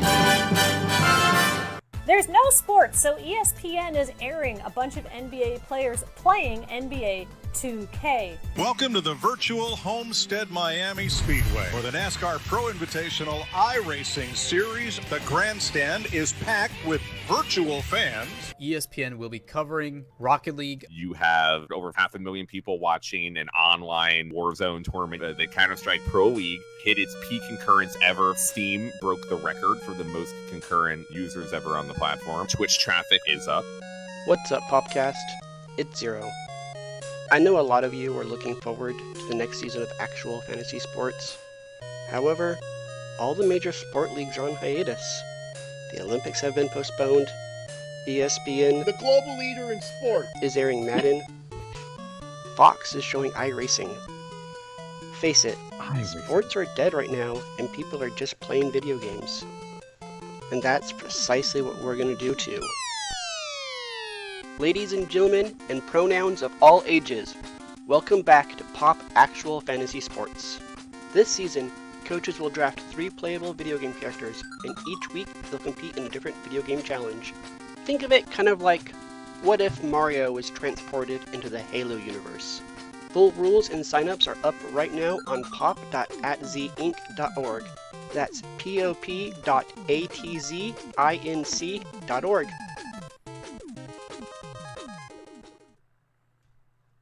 That's cool. This has been hard PCN right now. Breaking News. More on this as it develops, because now you guys are making me feel like an asshole. That's fucking pretty cool. So the gist is we pick a team of 3 of different video game characters. They can be from the same game. They can be from the same series, the same developer, or completely separate different characters from different video games. And then they're going to compete in video game competitions? Yeah. Or some kind of competition. Huh. Yeah, it'll be like, you pick Wario, and then he's got to get all the dots in Pac-Man. Nice. I like it. Something like that, maybe. So signups are live, if I'm not mistaken. It is pop.atzinc.org, and pretty much the same rules as our previous actual fantasy stuff. Like, you can't murder people, fucking can't use the same characters, shit like that. So, and like, just because there's been an X-Men video game, I don't think they'll count as video game characters. Why not? Why? What are you talking about? But it would be me. I'm wrong. Where did all of these rules come from, Lee? It would be I've never been more wrong in my whole life. I'm sorry. It would be like that Colossus, but like his only moves are punch, kick, and Exactly. Yeah. Oh man, Yeah. I think I fucking call You can Colossus. pick them. You're just limited to whatever their skill set is on the game, Right. not what that character has in the comics. Whatever he can do in the game, that's all you can do. Okay. All right. Exciting. Fair enough. The next week we're gonna do drafts, and then we'll reveal all the teams next week and the first game, and then April 21st we'll start fucking playing. Yeah, it'll be a good time. So this should keep us occupied for a couple months, dudes. Yeah. Oh yeah. It's been a Check my hot minute. schedule. I might be out of town. For a minute, I'm like, oh, that's a. Oh wait, I see what you did there. Yeah, funny joke. Love it. Love Zero's mad scientist games that he puts together for us. Mm-hmm. Fantastic. All right, let's have a call. Let's get the fuck out of here, I guess. All right. I'm quite keen on comic books, especially the ones about superheroes. All right, so there were no comics last week because we can't have fucking anything nice. That was one of the things like AMC that like Diamond might just not survive. Yeah. And then what? And then comics are canceled. Yeah. Comics will be around because people have be learned down to each distributor or each company being their own distributor at that point. And people have shown that you can make comics and distribute comics without any big company behind you. You know, comics is mostly an indie thing right now, I feel. Guess not. Yeah, no, you're not wrong. We didn't violently disagree like when Lee said the X-Men weren't playable video game characters. Yeah. Thanks for the support. So have you been reading any old stuff, Lee? I did find a... I'm trying to find a game to play because next week the Final Fantasy VII remake comes out. And, you know, I don't want to get anything long because once that happens, it's over. So I said, all right, I'll fuck with this. I'll fuck with this Battle Chasers game. And then I went, wait a minute. Aren't there like, you know, a handful of Battle Chasers comics I never got to read? So I found like a collection of that. And I've been fucking with that. And you know what? Looks real pretty. A real shame that is probably never going to be resolved in any kind of capacity. Yeah, it's never finishing. No, never in a million years. Looks real good though. Hey, you gotta always chase that battle. Yeah, always chase the battle. The chase never and I ends. got a new Junji Ito collection that should be dropping in the mailbox on Friday. So Nice. I'm Which sure one? Some of that. Smashed, I think. Okay, that's a good one. What is it called? Yeah. So How are you gonna know what day is Friday? That's the day he's gonna get down. Perfect. Just check the sundial. Yeah. That's the day that my phone's gonna go, oh hey, your package was delivered. Like, oh yeah, because it's Friday. Your package with that book and that Gundam model that you ordered because you got something to fill the time with is on your front porch. Yeah. I'm gonna build me a Gundam Barbatos. Oh, nice. Which one? Did you get the Master Grade? Yeah. Nice. It looks really good. Yeah, no, that's a really nice kit. The shit about it. Don't know what it's from, but it looks really good. And I was just looking for cool looking models, and that's the one that'll work. Yeah. So what you got, Kelly? I read through all of Naoki Urasawa's Monster. Okay. And that series is fucking incredible and should have all the success that Death Note does. Now, I saw you're getting down on those big leather Berserk collections, right? Fuck yeah. Yeah, I think I might get into that too. Dude, do it. Real nice. Do it. It's Berserk is my favorite comic of all time. No shit. Yeah. No, I love Berserk.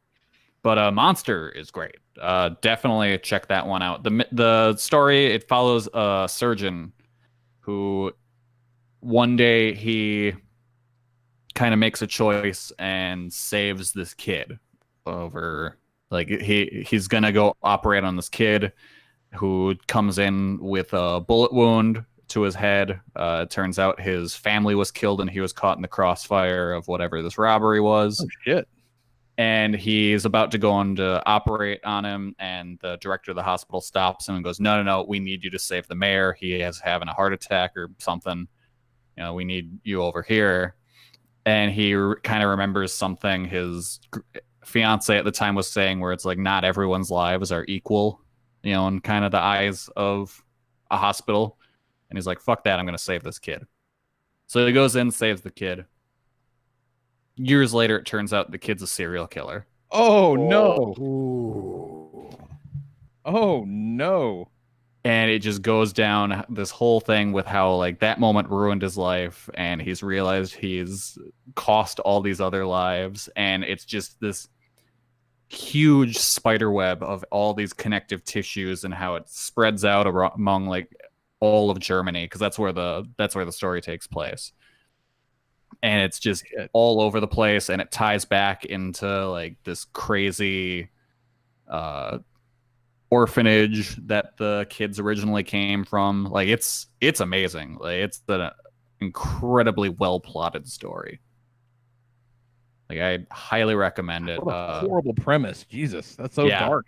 Yeah, it's really dark. But like Jesus Christ. It's an incredible mystery. Like I'm shocked that this isn't more talked about when you see like great manga series. Damn.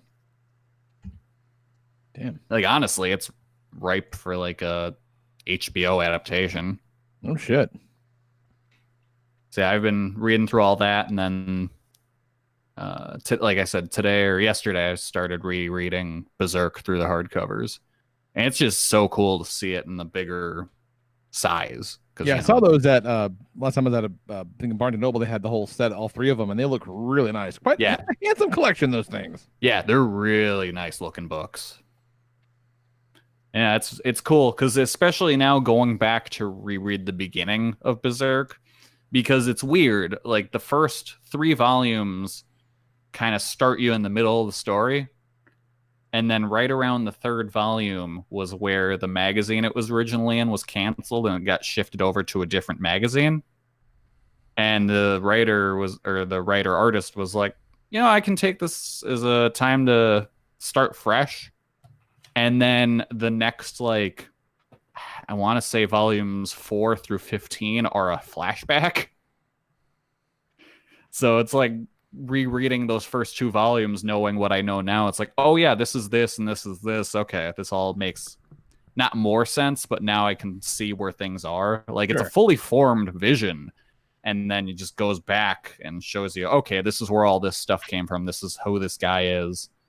It's super ambitious, and it turns out to be great. Like it's the golden age arc. It's what they turned into the movies that were on Netflix and still might be there.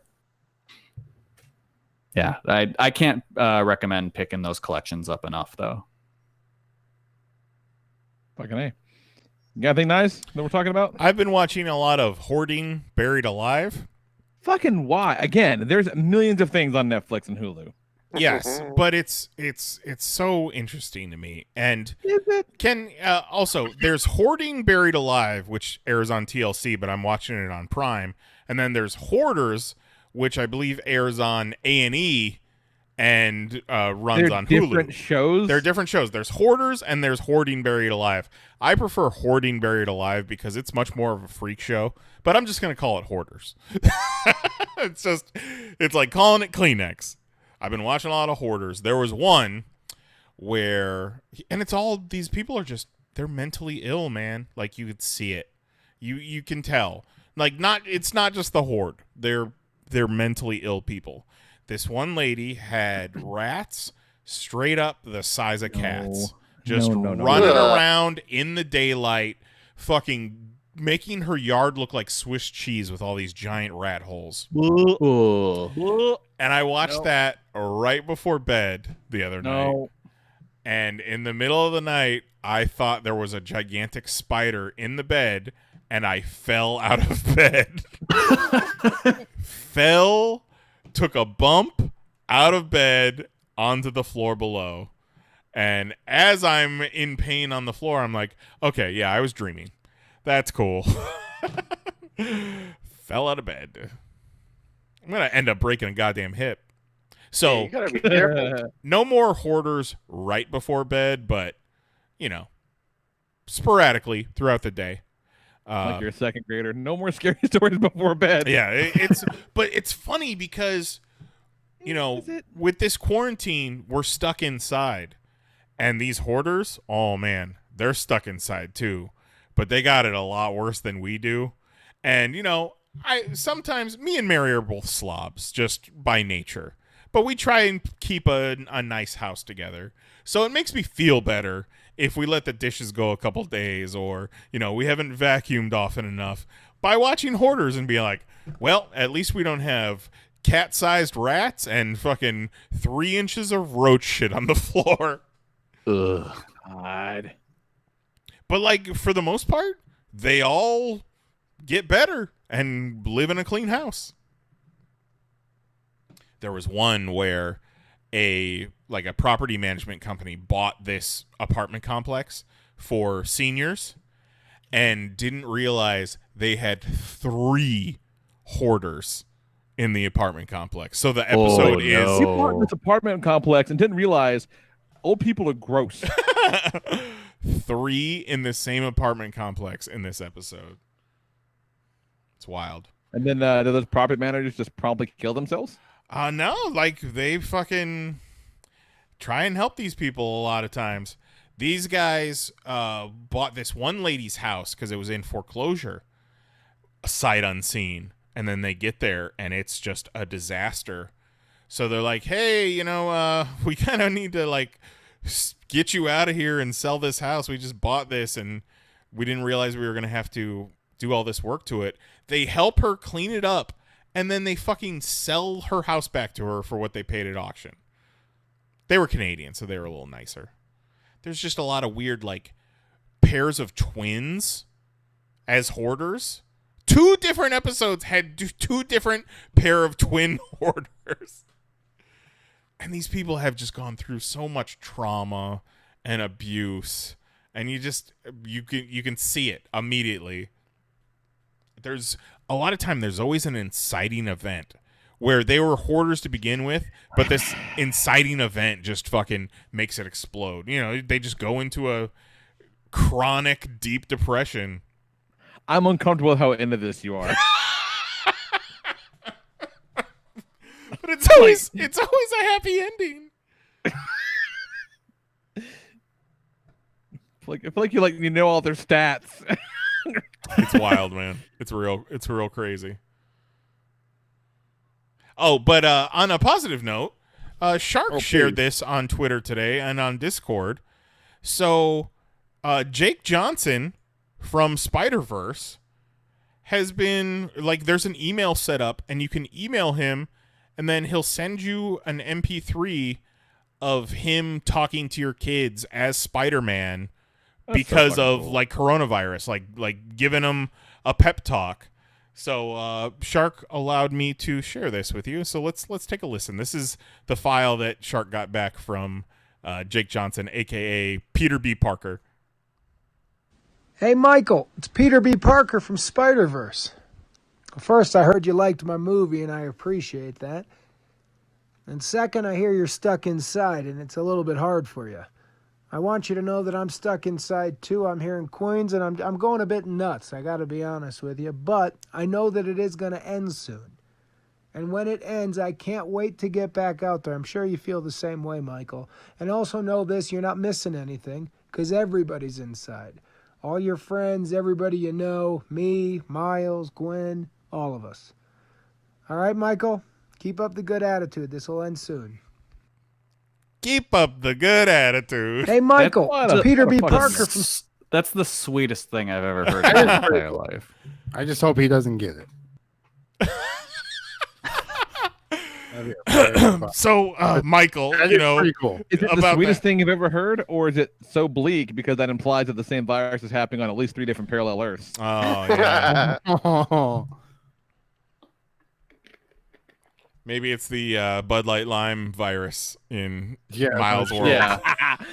The Dos Equis Dark Lager. The Dos Equis.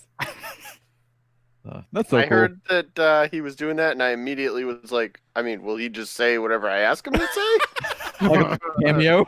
Yeah, or is it like the same pitch? I'm just getting my kids' names. Well, that's all pretty personal. Like, I want to call and have him be like, hey, Kelly, heard you keep eating Band-Aids. You got to stop doing that. It's bad for you. But make good choices, Kelly. Yeah. We do something else inside. Oh man! So there was another episode of Hoarders where God it was Oh. a school assistant principal, and he busted some kids for smoking weed, and then later they found a letter that the kids wrote that said that they were going to come and murder him. So that's when he fell into depression and his hoard got really out of hand. That sounds like a heartwarming story. Was like the letter the centerpiece of all of his junk? Well, they actually went back to his school and opened up a drawer in the desk that had the letter, and he had to sit there and read the letter. Now, who's making You him do should just this? watch Like, the Big Show. It's a psychologist. Okay, so this is a healthcare professional. Yeah, it's exposure therapy. Because Okay. obviously, if he's so hung up on this event that he's become a hoarder and a shut-in, let's figure it out. Maybe if you can go to the school, maybe if you could go in the classroom, maybe if you can hold the letter, maybe if you could read the letter, maybe you could throw away your fucking diapers. God. You know? Yeah, but that diaper I had since high school. Yeah, oh, they really do make up stories for some trash. When they're about to throw things away, they're like, I was kind of saving that, for a project, if you know what I'm talking about. Oh, you were gonna save all this cat shit? Gonna make little dolls out of them? Yeah, give them to the kids. I'm gonna save this 9 pounds of styrofoam packing peanuts. Oh yeah. Shaped like a bread. I might need. You know what sucks though is once you throw it away, all of a sudden now you need it. Yeah. That's what all these hoarders are thinking. The one guy. Once you throw away all that cat shit, you're like, really needed something that smelled bad right now. Yeah, that's when they're like, "Hey, the cure for Corona, FYI, cat shit." You're like, "God damn it!" But not just any cat shit. Fermented old cat shit. Mhm. Exactly. That has cat shit that has dust on it. It's been there for so long. Oh, this sounds. I need you to stop, Nice. But at some point when it's that bad, the cats just start rebelling and shitting all over wherever the fuck they Oh go. yeah, the cats don't give a fuck. What you got, Jose? Please don't say hoarders. I can't with the fucking hoarders. Cleanse the palate of Game of Thrones. We watched the complete up-to-date series of Bob's Burgers. Nice. Hey, That show's great. yeah, Bob Burgers is like, you know what? It's always funny. It's not my favorite, but like I always enjoy it. Yeah, it's always Yeah. solid. The one when he teaches Tina how to drive, and she just drives directly into the car, the only car in the parking lot. Phenomenal. It's solid, always solid. And then started Happy Endings. It's good. You guys are stuck inside. You should be getting some happy endings. It's Damon Wayans Jr.'s in that, right? Oh yeah, right. Yeah, so Casey he Wilson. started New Girl. Oh, that was the show you left New Girl for. Right. And then that show got picked up, so he left New Girl for that show. That show got canceled after a couple of seasons. He came back to New Girl. Awesome. But he pretty much plays the same character. But Happy Endings, Damon Wayans actually plays his dad. Oh, that's kind of cool. It's pretty good. Yeah, that show's good. I like that. Jeff loves it. Good writing, good jokes. You need to quit fucking around, Jose, and you and the lady need to get down and get caught up on Riverdale. Well, we Oh my need to, God. yeah. Well, yeah. Riverdale's not, well, I think the next one we got to do is Ozark. She's itching for Ozark. No, Ozark is good. No, Riverdale. Ozark is good, but You're gonna it's not love Riverdale. All right. Ozark is good. Don't get me wrong. I still need to finish Bateman does not Preacher, box a bear. Punisher, Venom. There's not going to be Deadpool any 2? new TV for like a year, Yeah, so you got Riverdale. plenty of time. Yeah, no shit. This I'm is off where to we're at a least Viking. August. Like, there was a whole big thing today about, NBC thought the Olympics were going to be on. Like, they don't have anything to air because there's no Olympics coming. Oh shit, that's right. I didn't even think about that. They got no shows. They can't make any new shows. They got nothing lined up, and there's no Olympics anymore. And they're like, great. Now what? Fucking hell. Perfect. I needed to catch up on things anyhow. Yeah, exactly. If it's also, I mean, you know, it No, sucks. you didn't. You're watching fucking 2 different hoarding shows. I Just gotta watch all those those episodes of Hoarders. Yeah, There's a show about somebody hoarding all the TV shows and not watching anything. No, I do that. I do that. No, it's just like I can't watch Ozark. What if I need Ozark to watch at a later date? I do have some hoarding tendencies. But because of hoarders, I recognize those tendencies and I try and break the habit. Get him, Fleetwood Mac. You break that chain. What you got, Mahoney? I haven't been doing too much. I started Outlander on Stars. Remember the other week I got Stars? The lady watched all those. What do you think? They're pretty good. Did you read the books? Are you familiar with the book?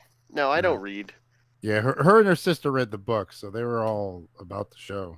It's about this lady lives in like 1945, like post World War II Britain.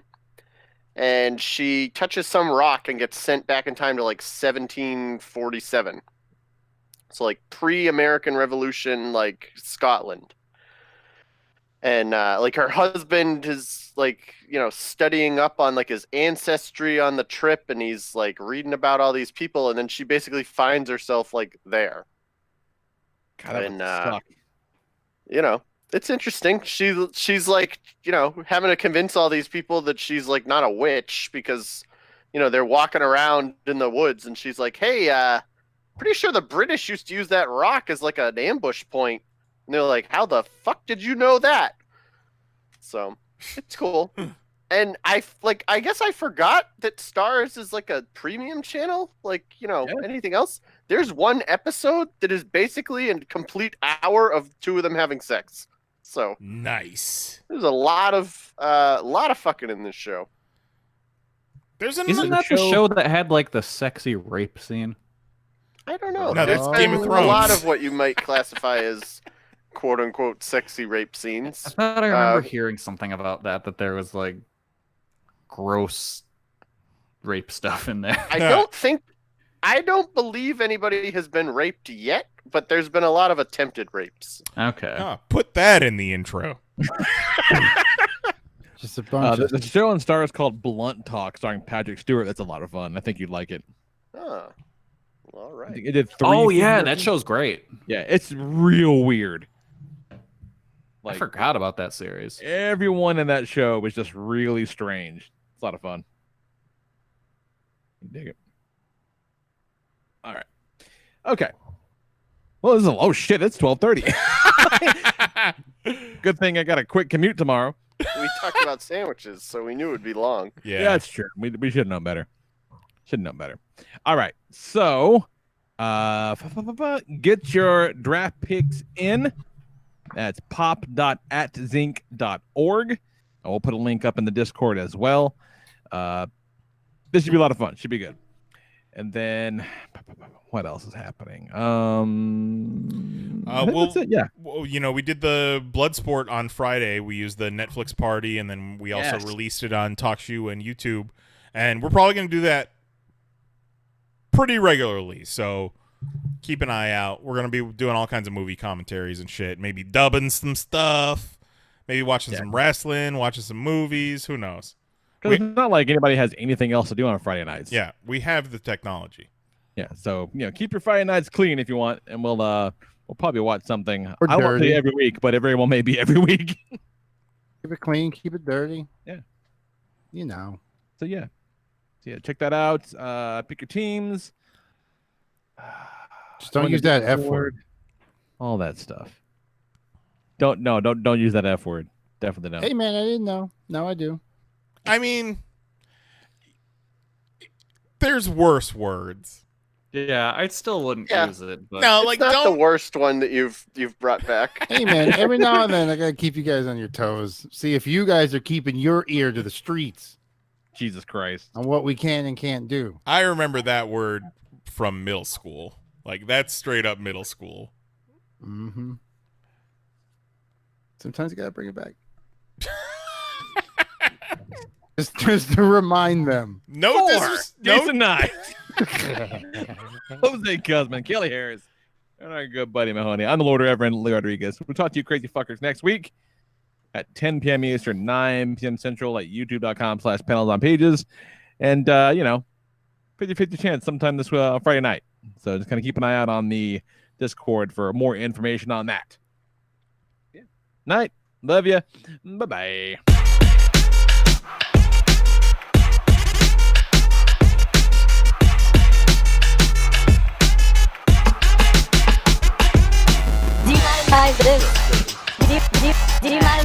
You fucking Google ass bitch.